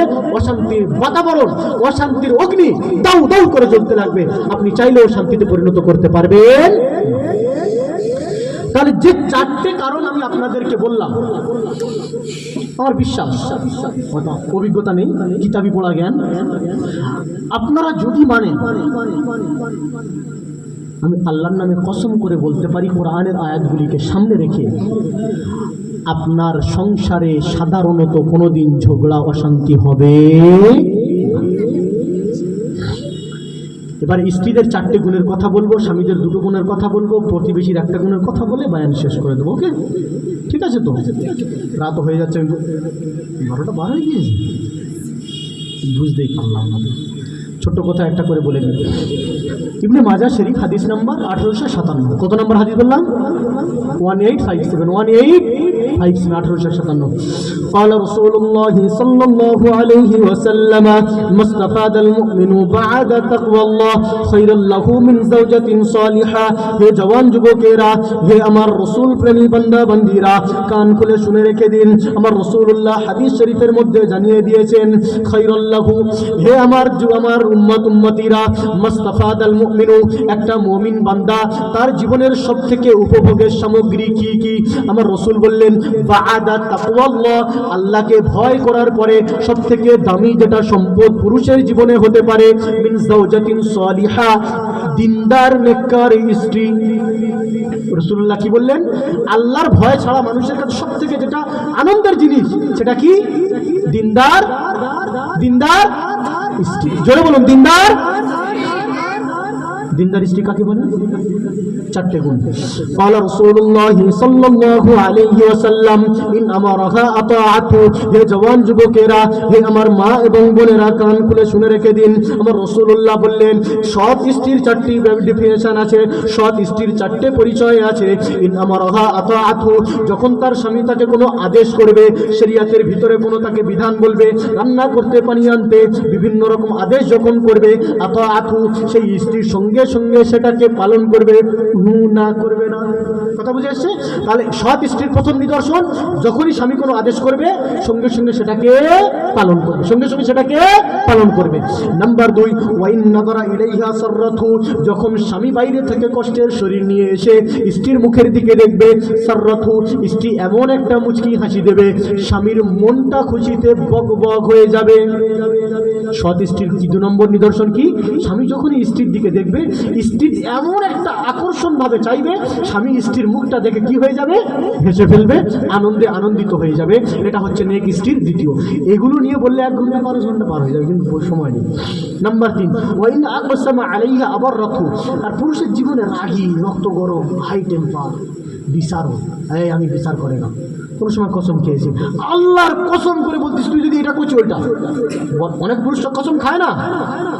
রাসূলুল্লাহ বলছেন যে যখন কোনো পুরুষ স্বামী কসম খেয়ে নিয়েছে আর স্ত্রীর আয়াতের ভিতরে আছে যে কসমটা কি করতে পারে? পূরণ করতে পারে। আবার রথ সেই মহিলার জন্য কর্তব্য, দিনদার মহিলার জন্য স্বামীর সেই কসমটা থেকে স্বামীকে কি করবে? বাঁচাবে। যেমন ধরো বলেছে স্বামী বলেছে যে আমি অমুক খাবার কোনোদিন, আল্লাহর কসম খাচ্ছি কোনোদিন খাবো না, সেই জিনিসটা ভালো না, সেইটাতে তারপরে দিন রান্না করে লেগে সামনে বসিয়ে রেখেছে, এটা না। স্বামী সেটা খাবো না বলেছে, সেটা রান্না না করলেও আপনি পারবেন, তাহলে সেটা রান্না করা থেকে বিরত থাকতে হবে। অর্থাৎ স্বামীর কসম পূরণ করার জন্য আপনাকে সহযোগিতা করতে। তাহলে যে সমস্ত স্ত্রীরা স্বামীর কথা বলার পরেও মানে না, তারা দিনদার? কোরআনের ভাষা অনুযায়ী না, আমি জানি না, কোরআনের কথা অনুযায়ী তারা দিনদার হতে পারে না। যদিও 5 ওয়াক্ত নামাজ পড়ে, যদিও হজ করে, যদিও যাকাত দেয়, যদিও তাহাজ্জুদ, ইশরাক, চাষ, আওয়াবিন, অনেক কিছু করে, দিনে 1000 রাকাত নফল, 1000 বার সালাতুত তাসবিহ, দিনে 1000 বার লা ইলাহা সুবহানাল্লাহ, সব কিছু পড়ে। কোরআনের ভাষ্যম্য, হাদিসের ভাষ্যম্য অনুযায়ী সে ব্যক্তি, সেই স্ত্রী কোনোদিন তার স্বামীর জন্য সৎ স্ত্রী হতে পারে না। কারণ তার আদেশই মানছে না, তার কথা যেটা বলছে সেটা মানছে না, কোনোদিনের জন্য সেই স্ত্রী সৎ হতে পারে না। যদিও তার মাথার অনেক বড় পর্দা করে। রাসূলুল্লাহ বলেছেন নারীদের জন্য জাহান্নামে যাওয়া অত্যন্ত সহজ। রাসূলুল্লাহ কেন বলছে? তারা সব কিছু করবে, শুধুমাত্র স্বামীর অস্বীকার করবে, স্বামীর শুকরিয়া আদায় করবে না, মরবে আর সোজা। দরজা কোথায় আছে? খোলা আছে। রাসূলুল্লাহ যখন মেরাজে গিয়েছেন, আমার রাসূলুল্লাহ দেখছেন কিছু মহিলাকে অত্যন্ত কষ্ট দেওয়া হচ্ছে, চুল ভাই টাঙিয়ে এদিক ওদিক করে। আমার রাসূলুল্লাহ হযরত জিবরিলকে জিজ্ঞাসা করলেন, ইয়া জিবরিল আমিন, এই যে মহিলাদেরকে দেখলাম কি অবস্থা? জিবরিল আমিন বলছেন, ইয়া রাসূলুল্লাহ, এই সমস্ত মহিলারা নিজের স্বামীদের অকৃতজ্ঞ হতো, নিজের স্বামীরা আদেশ করলে পালন করতো না, নিজের স্বামীরা কোনো জিনিস এনে দিলে থ্যাংক ইউ, জাযাকাল্লাহ, কোনো তাকে শুকরিয়া আদায় করতো না। সব সময় আমার কিচ্ছু করেনি, আমার কিচ্ছু দেয়নি, আমার কিচ্ছু সেবা করেনি, সারা জীবন নাশুকরি করতো। আর স্বামী ডান দিকে যেতে বললে বাম দিকে, বাম দিকে যেতে বললে ডান দিকে, উত্তরে যেতে বললে দক্ষিণে, দক্ষিণে যেতে বললে উত্তরে, পূবে পশ্চিমে, সবসময় উল্টো চলতো। তাদের শাস্তি হচ্ছে জাহান্নাম। আর রাসূলুল্লাহ সেই কথাটাই বলছেন যে সৎ নারীর নিদর্শন 4টে। স্বামী যখনই আদেশ করবে সেটাকে মেনে নেওয়া, স্বামীর প্রতি মতব্বরি না করা। এই কথাটা আমি কোথায় বলেছি যে আদেশের দিক থেকে স্বামীর কথা মেনে নেওয়া কালামুল্লাহ শরীফে আছে। আর রিজাল কাওয়ামুনা আলান নিসা। নাম্বার 2, যখন স্বামী দেখবে স্ত্রীর মুখের দিকে যেন একটা সুন্দর এক্সপ্রেশন দিয়ে হাসি, যেন হাসি মনে, স্বামীর মনে যেন হাসি ফোটাতে পারে, এটা হচ্ছে সৎ স্ত্রীর নিদর্শন। নাম্বার 3, যদি কোনো কসম খায় পূরণ করানোর চেষ্টা করা। নাম্বার 4, ওয়াইন গাবা আনহা নাসাহাতহু ফি নাফসিহা ওয়া ফি মালিহি, স্বামীর ব্যবসার খাতিরে ধরুন আপনাদের এখানে মানুষ কালেকশন করতে যায় না, বিদেশে যে টাকা আনতে যায়, কালেকশন মনে করেন, কালেকশন করতে গিয়েছে, স্ত্রী বাড়িতে আছে, কোনো বড় পুরুষের সঙ্গে যেন ফোনে বার্তা, কোনো জায়গায় কথাবার্তা না বলে, আর স্বামীর মাল যেন গোছা গোছা করে স্বামীর বিনা অনুমতিতে নিজের বাপ মা, অন্য বন্ধু বান্ধব কাউকে যেন না দেয়। তাহলে স্বামীর অনুপস্থিতিতে নিজের সতীত্বকে বজায় রাখা আর স্বামীর মাল ধন সম্পদকে বজায় রাখা, এটা সৎ স্ত্রীর ক নম্বর গুণ? 4 নম্বর। আমি আশা করি এবং আমি জানি আমাদের এই এলাকায় এমন স্ত্রী, এমন মহিলা, এমন মা, এমন বোন আছে। আর যাদের বিয়ে হয়নি আলহামদুলিল্লাহ আপনারা এই গুণগুলো নিয়ে বিবাহ করার চেষ্টা করবেন, পুরুষরাও নারীরাও। ইনশাআল্লাহ দেখবেন আপনার স্বামীর সঙ্গে আপনার একদিনের জন্য কথা তর্ক বিতর্ক হবে না, একদিনের জন্য ঝগড়া হবে না। তাহলে কথাটা বুঝে এসছে মা বোনেদের 4টে গুণের কথা। পুরুষদের একটা গুণের কথা বলি। আমি একটা আয়াত তিলাওয়াত করেছিলাম না শুরুতে, ফার্স্ট আয়াত, ওয়াল মুমিনুনা ওয়াল মুমিনাত বা'দুহুম আউলিয়াউ বা'দ, যে মুমিন স্বামী এবং মুমিন স্ত্রী একে অন্যের বন্ধু। যে জওয়ান যুবকেরা তাফসীরের কিতাবের মধ্যে এই আয়াতের নিচে, এই আয়াতের ব্যাখ্যাতে একটা হাদিস বর্ণনা করেছেন। সেই হাদিসটা যদি পুরুষ সমাজ আজ নিজের জীবনে বাস্তবায়ন করে আর নারীরা যদি ওই 4টে গুণ নিজের মধ্যে আসে, আমি কসম করে বলতে পারি আমাদের সমাজে একটাও বিভেদ হবে না। আমার রাসূলুল্লাহ কালামুল্লাহ শরীফের মধ্যে, হাদিসের মধ্যে জানিয়ে দিয়েছেন, আন ইবনে মাসউদ রাদিয়াল্লাহু তাআলা আনহু আন্নাহু قال قال رسول الله صلى الله عليه وسلم আকরিমুন নিসা ফাইন্নাহু লা ইয়াকরুমুহু ইল্লা কারীমুন। হে আমার উম্মতীরা, হে আমার উম্মতের জওয়ান যুবকেরা, তোমরা নারী জাতিদেরকে ইজ্জত করো, সম্মান করো। ফাওয়াল্লাহি, আমি আল্লাহর কসম করে বলছি, রাসূলুল্লাহ বলছেন আমি আল্লাহর কসম করে বলছি, লা ইয়াকরুমু ইল্লা কারীমুন, নারীদেরকে সৎ মানুষরা ছাড়া কেউ কোনোদিন সম্মান করে না। কি বললেন রাসূলুল্লাহ? যে তোমরা নারীদেরকে সম্মান করো। কেন? ফাওয়াল্লাহি লা ইয়াকরুমু ইল্লা কারীমুন, সৎ মানুষ ছাড়া কোনোদিন কেউ নারীদের সম্মান করে না। তাহলে যে সমস্ত স্বামীরা নিজেদের স্ত্রীদের প্রতি দাদাগিরি করে, এই করবি না করবি না, দেবো চারগা, রাসূলের কথা হাদিস অনুযায়ী কোনোদিন সৎ পুরুষ হতে পারে? আমার রাসূল বলছেন ওমা আহানাহুন্না ইল্লা লাইমুন, আর নারীদেরকে কোনোদিন মূর্খ, অজ্ঞ, নালায়েক, বেয়াকুফ ছাড়া অসম্মান করতে পারে। তাহলে নারীদের যারা সম্মান করে তারা কারীম, সৎ, স্বচ্ছ, আর নারীদের যারা সম্মান করে না তারা রাসূলের লাইম, বদবক্ত, কমবক্ত, বেহায়া, বেয়াকুফ। এই কথাটা আমি বলেছি। তাহলে যারা আমরা স্বামী আছি, যারা আমরা স্বামী স্ত্রীদের প্রতি জোর প্রেসার করে কিছু আদায় করে নিতে পারি, এই চিন্তা ভাবনা নিয়ে যাদের টর্চার করি, মারধর করি, এই হাদিসটা একদিন চিন্তা করবেন যে রাসূলুল্লাহ কি বলেছেন, যে সতেরা সম্মান করে নারীদের আর অসতেরা নারীদের অসম্মান করে। আপনি যদি নারীদেরকে সম্মান করেন, আপনি নিজে নিজেই আপনি দুনিয়ার সব থেকে সৎ মানুষ। কারোকে সার্টিফিকেট নেওয়ার দরকার লাগবে না, পঞ্চায়েত থেকে সার্টিফিকেট আপনার জন্য আনতে হবে না, রাসূলের সার্টিফিকেট আপনার জন্য কাজ করবে। আপনি সৎ, আপনি চরিত্রবান। আর আপনি যদি বউকে মারেন, যদি মারেন, আপনি নারীরা রাস্তায় গেলে টিকটক নাম্বার যতজন করে না, কোনোদিন এরা সৎ পুরুষ হতে পারবে না। এটা নারীদের অসম্মান করা হলো না, সম্মান করা হলো, তাদের টিটকারি মারা অসম্মান। রাসূলুল্লাহকে ওমা আহানাহুন্না ইল্লা লাইমুন, কোনো বেহায়া ছাড়া নারীদেরকে অসম্মান করতে পারে। নারীদের যেমন 4টে গুণের কথা বললাম, নারীরা তো মানবে, আদেশ করলে আদেশ পূরণ করবে, দেখলে খুশি হাসবে, কসম খেলে পূরণ করবে, স্বামী না থাকলে তাদের মাল ধন সম্পদ সতীত্ব বজায় রাখবে, ওটা যেমন নারীদের দায়িত্ব। আর এই যে হাদিসটা শোনাচ্ছে, এটা কাদের দায়িত্ব? পুরুষদের দায়িত্ব। তারপরে রাসূলুল্লাহ কি বলছে আপনি জানেন? হে আমার উম্মতীরা, কান খুলে শুনে রেখে দিন। আমি রাসূল বললাম যে না, পুরুষরা কোনোদিন নারীদেরকে, সৎ পুরুষরা কোনোদিন নারীদেরকে অসম্মান করতে পারে না। আমি রাসূল ইন্নী আহাব্বু আন ইয়াকুনা কারীমান মাগলুবা, আমি রাসূল, আমি দোজাহানের মালিক, আমি বিশ্ব নেতা, আমি সমস্ত আম্বিয়ার নেতা, আমি সমস্ত নবীদের সরদার, আমি দুনিয়ায় কিয়ামতের দিনে শাফিউল মুযনাবিন, আমি সরকারে কায়নাত, আমি কিয়ামতের দিন নবীদের জন্য, আমি উম্মতের জন্য সিফারিশকারী। আমার আল্লাহ আমাকে হাউজে কাউসার দিয়েছেন, আমার আল্লাহ আমাকে অনেক সম্মান দিয়েছেন, কিন্তু তারপরেও আমি রাসূল পছন্দ করি, ইন্নী আহাব্বু, আমি রাসূল অত্যন্ত পছন্দ করি, আইয়াকুনা মাগলুবান কারীমা, আমার স্ত্রীদের কাছে আমি নিচু হয়ে, সৎ হয়ে জীবনযাপন করব। রাসূলুল্লাহ কি বললেন? যে নারীদের কাছে মারধর করে নয়, তাদের কাছ থেকে আনন্দ করেন, তাদের নিচু থেকে, নিচু হয়ে তাদের সঙ্গে ভালোভাবে থেকে কারীম পরিচয়টা নিয়ে আমি জীবনযাপন করতে খুশি হই।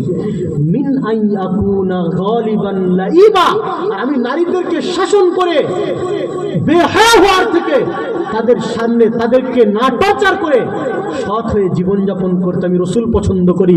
একবার জোরে জোরে বলুন সুবহানাল্লাহ। তাহলে সেই রসুলের যারা উম্মত হবে তারা বউদের ধরে ধরে মারবে কভার করে। আল্লাহর কসম, সপ্তাহে 3 বার, মাসে 35 বার, বছরে 370 বার। আর যে সমস্ত মা বোনেরা সংসার সুখের করতে চায়, স্বামী ডান দিকে যেতে বলে বাম দিকে যাবো, আর স্বামী কোনো আদেশ করলে তোর বাপ তুই দেখ বলবে, মা বোনেরা আওয়াজ যাচ্ছে, হয়তো বুঝতে পারছে, গালাগালিও দিচ্ছে, হুজুর শুধু আমাদের বলতেছে, হুজুর সবার বলছে। দেখুন এদের আজকের কি করি পুরুষদের। তাহলে রাসূলুল্লাহ কি বললেন যে আমি চাই আমার স্ত্রীদের কাছে আমি নিচু হয়ে কারীম পরিচয় নিয়ে জীবনযাপন করব। কার থেকে? মিন আইয়াকুনা লাইমান গালিবা, আমি অসৎ হয়ে তাদের প্রতি শাসন করে জীবনযাপন করার থেকে সৎ হয়ে তাদের কাছে নিচু হয়ে জীবনযাপন করাকে আমি রাসূল বেশি পছন্দ করি। তাহলে আমরা যদি রাসূলের উম্মত হই, আমাদের সেই গুণটা আনতে হবে তো ইনশাআল্লাহ। আমরা নারীদের সঙ্গে সৎ ব্যবহার করে চলবো তো ইনশাআল্লাহ। সকলে হাত তুলে তাকবীর দিয়ে বলেন ইনশাআল্লাহ। আল্লাহ আমাদের সকলকে আমাদের মা বোন স্ত্রীদের কাছে সৎভাবে চলে জীবনযাপন করার তৌফিক দান করুন। জোরে জোরে বলুন আল্লাহুম্মা আমিন। আল্লাহ আমার মা বোনেদেরকেও স্বামীদের আদেশ মেনে, কথা মেনে, আর যে গুণের কথাগুলো বলেছি সেইগুলো মেনে জীবনযাপন করার কথা তৌফিক দান দেন। এটাও জোরে জোরে বলুন আল্লাহুম্মা আমিন। হযরত ওমর কি বলছেন জানেন? যেখানে এই হাদিসটা বর্ণনা করছেন, মা রাআইতু কাত্তু লাইমান ইল্লা খালিলাল মারআ, আমি ওমর আমার জীবনে স্ত্রীদের প্রতি অন্যায় অত্যাচার করে রাজা হয়ে বরত্ব দেখিয়ে জীবনযাপন করেনেওয়ালা মানুষ সাহাবাদের জামানায় কোনো দিনের জন্য দেখি। তাহলে স্ত্রীদেরকে মারধর করে জোর করে পেটন দেওয়া, তাদেরকে জোর করে কোনো কাজ মানিয়ে নেওয়া যেটা তাদের শরীরের কষ্টের বাইরে, সাধ্যের বাইরে, এটা সাহাবা এবং রাসূলের পরিচয় না। তোমার বলছি না কালিলাল মার, হ্যাঁ আমাদের জামানায় কিছু কিছু দুষ্টু ঘোড়া ছিল যারা এরকম বিহেভিয়ার করতো, কিন্তু আমি কোনোদিন করিনি, রাসূল কোনোদিন করেনি। তাহলে আমরা ওমর আর রাসূলের দলে হতে পারি না অন্যজনের দলে হতে পারি? আমাদের কাছে বিবেচনার কথা আছে। মা বোনেদের আরেকটা কথা বলেই বক্তব্য শেষ করে দেবো। তাবরানী শরীফ, কি বললাম তাবরানী শরীফ হাদিস নাম্বার 1339, 1339 একটা দোয়া বারবার করবেন, দুটো দোয়া, যে দোয়াটা করলে নারী এবং পুরুষ উভয়ের জন্য এই দোয়ার ভিতরে একটা অত্যন্ত গুরুত্বপূর্ণ জিনিস আছে। সেটা কি? ক্বালা রাসূলুল্লাহ সাল্লাল্লাহু আলাইহি ওয়াসাল্লাম, আমার রাসূল হাদিস শরীফের মধ্যে জানিয়ে দিয়েছেন, তাবরানী শরীফ 1339, আমার রাসূল বলছেন, হে আমার উম্মতিরা, তোমরা যখন আল্লাহর কাছে হাত তুলবে তোমরা একটা জিনিস থেকে পানাহ চাও। ইয়া রাসূলুল্লাহ, ইয়া হাবিবাল্লাহ, কোন জিনিস থেকে পানাহ চাইবো? আমার রাসূলুল্লাহ বললেন, ইন্নী আউযু বিকা, হে আমার উম্মতেরা তোমরা বলো আমি আল্লাহর কাছে সাহায্য চাচ্ছি, মিন যাওজিন, এমন স্ত্রী থেকে, তুসাইয়িবুনি ক্বাবলাল মাসির, আমার বুড়ো হওয়ার আগে আগে যে আমাকে বুড়ো বানিয়ে দেবে। হে জওয়ান যুবকেরা, হে আমার পর্দাশীলা মায়েরা বোনেরা, কান খুলে শুনে রেখে দিন, আমার রাসূলুল্লাহ আপনাদেরকে লক্ষ্য করে বলেছেন, নিজের স্বামীদের প্রতি এমন প্রেশার ক্রিয়েট করবে না, নিজের স্বামীদের কথাকে অবাধ্য হয়ে জীবনযাপন করবে না। আপনার জন্য আপনার স্বামী চিন্তায় চিন্তায় বুড়ো হয়ে যাবে, বয়স হওয়ার আগে চুল পেকে যাবে, শারীরিক অবস্থা খারাপ হওয়ার আগে সে ভেঙে পড়বে, ঔষধের জন্য ছোটাছুটি করবে। তুমি তোমার স্বামীর প্রতি এরকম প্রেশার ক্রিয়েট করবে না। ইয়া রাসূলুল্লাহ, ইয়া হাবিবাল্লাহ, পুরুষরা কি স্বামীদের প্রতি করতে পারে? আমার রাসূলুল্লাহ বললেন, না না না, আমার সংবিধানে নারীদের জন্য যেমন পুরুষদের প্রতি অযথা ডিমান্ড করার কোনো অধিকার নেই, তাদেরকে কষ্ট দেওয়ার, তাদেরকে বৃদ্ধ হওয়ার আগে বৃদ্ধ বানিয়ে দেওয়ার যেমন কোনো অধিকার নেই, তদ্রূপ আমার কোনো আমার উম্মতির মধ্যে কাউকে এক্সট্রা প্রেশার দেওয়া, কাউকে চাপ দিয়ে বয়স হওয়ার আগে চুল পাকিয়ে দেওয়া, তার প্রতি অন্যায় অত্যাচার করার কথাও আমি রাসূল বলে যাই না। স্ত্রী যেমন স্বামীর প্রতি অযথা ডিমান্ড করবে না, তাকে বৃদ্ধ হওয়ার আগে চাপ দিয়ে বৃদ্ধ বানিয়ে দেবে না, স্বামীকে বাইরে গিয়ে জীবনযাপন করতে বাধ্য করবে না, স্বামী তদ্রূপ নারীকেও কোনোদিন বাধ্য করবে না। সে যেন নিজের বাপের বাড়িতে মাল আনে, সে যেন নিজে কষ্টের বাধ্য গিয়ে আয়ত্তের বাইরে গিয়ে সংসার জীবনযাপন করে। আমার রাসূলুল্লাহ জানিয়ে দিলেন, এই দুই প্রকার মানুষ আমার আল্লাহর কাছে অত্যন্ত অপছন্দনীয়। আমার আল্লাহ এই দুই প্রকার মানুষকে কখনো পছন্দ করেন না। তাহলে যে সমস্ত মায়েরা বোনেরা স্বামীদের প্রতি অত্যন্ত প্রেশার ক্রিয়েট করেন, আল্লাহ আপনাদের মতো বউ পাওয়ার থেকে বাঁচতে, রাসূলুল্লাহ বাঁচার দোয়া, আল্লাহুম্মা ইন্নী আউযু বিকা মিন যাওজিন তুসাইয়িবুনি ক্বাবলাল মাসির, হে আল্লাহ এরকম বউ যারা আমাকে খুব টেনশনে ফেলবে, অযথা ডিমান্ড করবে, ওরকম বউ আমার দিও না। আর আপনারাও দোয়া করবেন মা বোনেরা, যে আল্লাহ এমন স্বামী যে আমার প্রতি অযথা প্রেশার দেবে, ওরকম স্বামী থেকে আপনারাও পানাহ চাইবেন। নাম্বার 2 ওয়া আউযু বিকা মিন জারি সু, আর খারাপ প্রতিবেশী থেকে পানাহ চেয়েছেন। খারাপ প্রতিবেশী কাকে বলে জানেন? যে প্রতিবেশীর ভালো সহ্য করতে পারে না। যেমন ওর বিয়ে হচ্ছে কি করে ভেঙে দেগা। বিয়ে যখন আপনার কাছে কেউ জিজ্ঞাসা করতে আসবে যে অমুক আমাদের বাড়ি বিয়ে করব মনে করছি, ঠিক হবে কি? তার ভিতরে যতটা গুনাহ আছে আপনি বলতে পারেন। একটা সাহাবা রাসূলুল্লাহকে জিজ্ঞাসা করেছেন, ইয়া রাসূলুল্লাহ ইয়া হাবিবাল্লাহ হুজুর, আমি আনসারদের একটা মেয়েকে বিবাহ করার জন্য প্রস্তাব দিয়েছি, আপনার এতে কি মতামত? আমার রাসূলুল্লাহ বলছেন, হে আমার সাহাবা, উনজুর ফা ইন্নাকি আয়ুনিল আনসারি শাইউন, হ্যাঁ হ্যাঁ হ্যাঁ, আনসারের মেয়েদেরকে তুমি বিয়ের জন্য প্রস্তাব দিয়েছো, ইট ইজ নট ম্যাটার, এটা কোনো অসুবিধা নেই, কিন্তু তুমি তাদের চোখটাকে একটু দেখবে। তাদের চোখটা কোনো কোনো সময় একটু দুষ্টু হয়, তাদের চোখে কোনো সময় একটু প্রবলেম থাকে। তাদের ভিতরে প্রবলেম ছিল, রাসূলুল্লাহ বলে দিয়েছেন। রাসূলুল্লাহ কিন্তু জোর করে বলেন না, তোদের সঙ্গে করতিস না, আমার চাচতো বোন, খালাতো মায়ের ছেলের দাদির বেটার কত আত্মীয় স্বজন কজন মজন আছে তাদের সঙ্গে কর, এটা বলেন না। তোমার যেটা পছন্দ তুমি তার সঙ্গে করো, কিন্তু এই জিনিসটা আছে একটু দেখে বিয়ে করো। আমাদের পাড়া প্রতিবেশীদের সঙ্গে যখন বিবাহের জন্য কেউ জিজ্ঞাসা করতে আসবে, এই অভ্যাস আমাদেরও তৈরি করতে হবে যে যতটুকু গুণ থাকবে ততটুকু বলবো, অযথা বাড়িয়ে বলে নিজে কাউকে বিয়ে ভঙ্গ করবো না। বিয়ে ভঙ্গ করলে কি হবে? মুসলিম শরীফ 2669, মুসলিম শরীফ 2669, 2669 قال رسول الله صلى الله عليه وسلم من نفس عن مؤمن كربة يوم الدنيا نفس الله عنه يوم القيامة। হে জওয়ান যুবকেরা, কান খুলে শুনে রেখে দিন, আমার যে উম্মতি দুনিয়ার বুকে অন্য কোনো উম্মতির কোনো কষ্টকে দূর করে দেবে, আমার আল্লাহ সেই উম্মতির জীবনের সমস্ত কষ্টকে দূর করে দেবে। আমি যদি কারোর কষ্ট দূর করি, আমার কষ্টকে দূর করে দেবে আল্লাহ, দূর করে দেবে। আর আমি যদি কারোর জীবনে কষ্ট বিয়ে ভেঙে জোর করে করাই, তাহলে এটা উল্টো করে দিন ফট করে, আমার জীবনে আল্লাহ অযথা অশান্তি দান করবে। তারা কি না? তাহলে যাদের বিয়ে ভাঙছি রাসূলুল্লাহ চরিত্রের বাইরে, মানসিকতার বাইরে, খারাপ প্রতিবেশী নিদর্শন। খারাপ প্রতিবেশী কাকে বলে? যে প্রতিবেশীর ভালো কাজ সহ্য হয় না, বিয়ে সহ্য করতে পারে না, ব্যবসা বাণিজ্য প্রকৌশল কোনো ভালো কাজ সহ্য করতে পারে না, সেই খারাপ প্রতিবেশী। আর একটা জিনিসের থেকে রাসূলুল্লাহ পানাহ চেয়েছেন, এই আরো তিনটার সঙ্গে বলবো না, একটাই বলে বয়ান শেষ করে দেবেন। ওয়া আউযু বিকা মিন খালিলিন ফাসিকিন মাকিরিন, আর এমন বন্ধু থেকে আমি আল্লাহর কাছে সাহায্য চাচ্ছি যে ধোঁকাবাজ। কেমন ধোঁকা?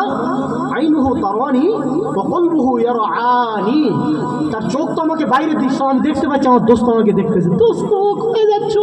ঘুরতে যাচ্ছি, খেলা করতে, ঠিক আছে।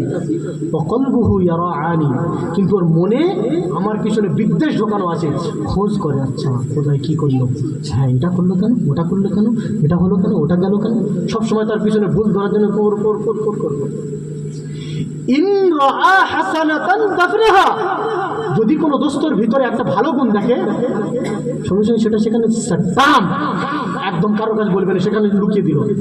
ওয়া ইন রাআ সাইয়্যাতান আযাআহা, আর যদি সামান্য একটা কোনো ফল দেখেছে, পাড়ায় মাইকিং করে বলে, জানিস ওই করেছে, জানিস হ্যাঁ ওই করেছে, আল্লাহর কসম আমার সচক্ষে দেখেছি, ওই হয়েছে, ওই করেছে।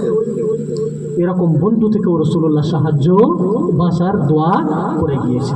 তাহলে যেমন অযথা ডিমান্ডকারী স্ত্রী, অযথা ডিমান্ডকারী স্বামী, তদ্রূপ এমন বন্ধু, এমন প্রতিবেশী যারা আপনার দুঃখ কষ্ট সাথ দেয় না, আপনার প্রতি আর অন্যায় অত্যাচার করে, আপনার সমস্ত সৎ কাজে বাধা দেয়, সেরকম আত্মীয় স্বজন থেকেও পানাহ চাইবেন আল্লাহর কাছে। আর আল্লাহর কাছে একটা দোয়া করবেন, রব্বানা হাব লানা মিন আজওয়াজিনা, হে আল্লাহ আপনি আপনার পক্ষ থেকে এমন স্ত্রী এবং ছেলে আমাদেরকে দিন, কুররাতু আয়ুন, যাদেরকে দেখলে আমাদের চোখটা শীতল হয়ে যাবে। জোরে জোরে বলুন সুবহানাল্লাহ, আর একটু জোরে বলুন সুবহানাল্লাহ। আর ইমামা, যারা উম্মতের জন্য ইমাম হবে, আপনার জীবনে ইমাম সাহেব নামাজ পড়ার পরে কি দোয়া করে কেউ ভালো করে জানে না। এই দোয়াটা দয়া করে সকলে মুখস্থ করবেন, রব্বানা হাব লানা, হে আল্লাহ আপনি আমাদেরকে দিন, মিন আজওয়াজিনা, আপনার পক্ষ থেকে সুন্দর স্ত্রী, ওয়া যুররিয়াতিনা, সুন্দর সুন্দর সন্তান সন্ততি, কুররাতু আয়ুন, যাদের দেখলে আমাদের চোখটা ফেটে বের হয়ে যাবে না, বরং আমাদের চোখটা ঠান্ডায় শীতল হয়ে যাবে। একবার প্রাণ খুলে বলুন সুবহানাল্লাহ। মুত্তাকিরা ইমামা, আর তাদের আমাদেরকে আমাদের সমাজের জন্য ইমাম বানিয়ে দাও, এরকম সন্তান সন্ততি দান করবেন। এই দোয়াটা আপনারা সকলে করবেন, ইনশাল্লাহ করবেন তো? তাহলে কটা কথা বললাম। সর্বপ্রথম একে অপরের বন্ধু হয়ে জীবনযাপন করা, একে অপরের পোশাক হওয়া, একে অন্যের জন্য শান্তির কারণ হওয়া, পবিত্রতা বাক্সা পরিষ্কার পরিচ্ছন্নতা লক্ষ্য রাখা, একে দিয়ে স্বামীদের ফয়সালাকে গুরুত্ব দেওয়া, তারপরে একে অপচয় খরচা না করা, আর সব কথা নরম কথা বলে ব্যবহার করা। এই কথা কটা যদি আমরা মেনে চলতে পারি, আমরা আশা করি আমাদের সংসারে সুখ আসবে। স্বামীদের সম্মান বলে শেষ করা যাবে না। রসুল্লাহ বলেছে, যে সমস্ত নারীরা রসুল স্বামীদের সম্মান করে না, তো রসুল্লাহ বলছে, রসুলকে একজন জিজ্ঞাসা করছে, রসুল্লাহ একটা মেয়ে নামাজ পড়ে স্বামীর সেবা করে না, সে কোথায় যাবে? বলছে সোজা জাহান্নাম। বলছে একজন সেরকম নামাজ সব কিছু পড়ে না কিন্তু স্বামীর আনুগত্য করে, রসুল্লাহ বলছে সে মরলে কোথায় যাবে? জান্নাত। আমার রসুল বলছে, যে স্ত্রী এমনভাবে মারা গেল তার স্বামী তার প্রতি খুশি, জান্নাতের 8টা দরওয়াজা আল্লাহ খুলে দেবে। আল্লাহ বলছে উদখুলি ফি মাসিদ, যে দরজা থেকে তুমি চাও সেই দরজা থেকে প্রবেশ করো। জোরে জোরে বলুন সুবহানাল্লাহ। তদ্রূপ আপনি যদি স্বামীর মনে দুঃখ দেন, জাহান্নামের 7টা দরজা খোলা থাকবে, আর আল্লাহ বলবে না যে যেটা চায় সেটা দে, ধাক্কা মেরে আল্লাহ যেটা করি সেটাই বেরিয়ে যাবে। আমার রসুল বলছেন, যদি আমি কাউকে দুনিয়া সাজদা করতে বলতাম আল্লাহ ছাড়া, নারীদেরকে বলতাম পুরুষদেরকে সাজদা করতে। কত গুরুত্ব বলে শেষ করা যাবে না। যে কটা কথা বলেছি, আমার মা বোনেদের কাছে একান্ত অনুরোধ, আমার ভাই যুবক চাচাজানদের কাছে একান্ত অনুরোধ, আপনারা সকলে এই কথাগুলো মেনে জীবনযাপন করবেন। আল্লাহ আমাদের সকলকে এই কথাগুলো মেনে আমাদের একটা সুখময় জীবনযাপন করার তৌফিক দান করুন। সকলে মিলিত কণ্ঠে উচ্চস্বরে বলুন আল্লাহুম্মা আমিন। আল্লাহ আমাদের সকলকে কবুল করে নিন। জোরে জোরে আল্লাহুম্মা আমিন। ওয়া আখিরু দাওয়ানা আলহামদুলিল্লাহি রাব্বিল আলামিন। দোয়া হবে। মিষ্টি আসতো, মিষ্টি যারা বাইরে ঘুরতেছে এতক্ষণ, তাদের নাম মিষ্টি দিলে তাদের কী হয়? এইরকম ঠিক না, কিন্তু মিষ্টি তো রাখতে হবে, তা না হলে বাইরের লোক। সকলে আস্তাগফিরুল্লাহ পড়েন যে আল্লাহ জীবনে যা ভুল করেছি, ডার্লিংয়ের সঙ্গে যা কথা বলি, যা বললাম, আর বইয়ের সঙ্গে যা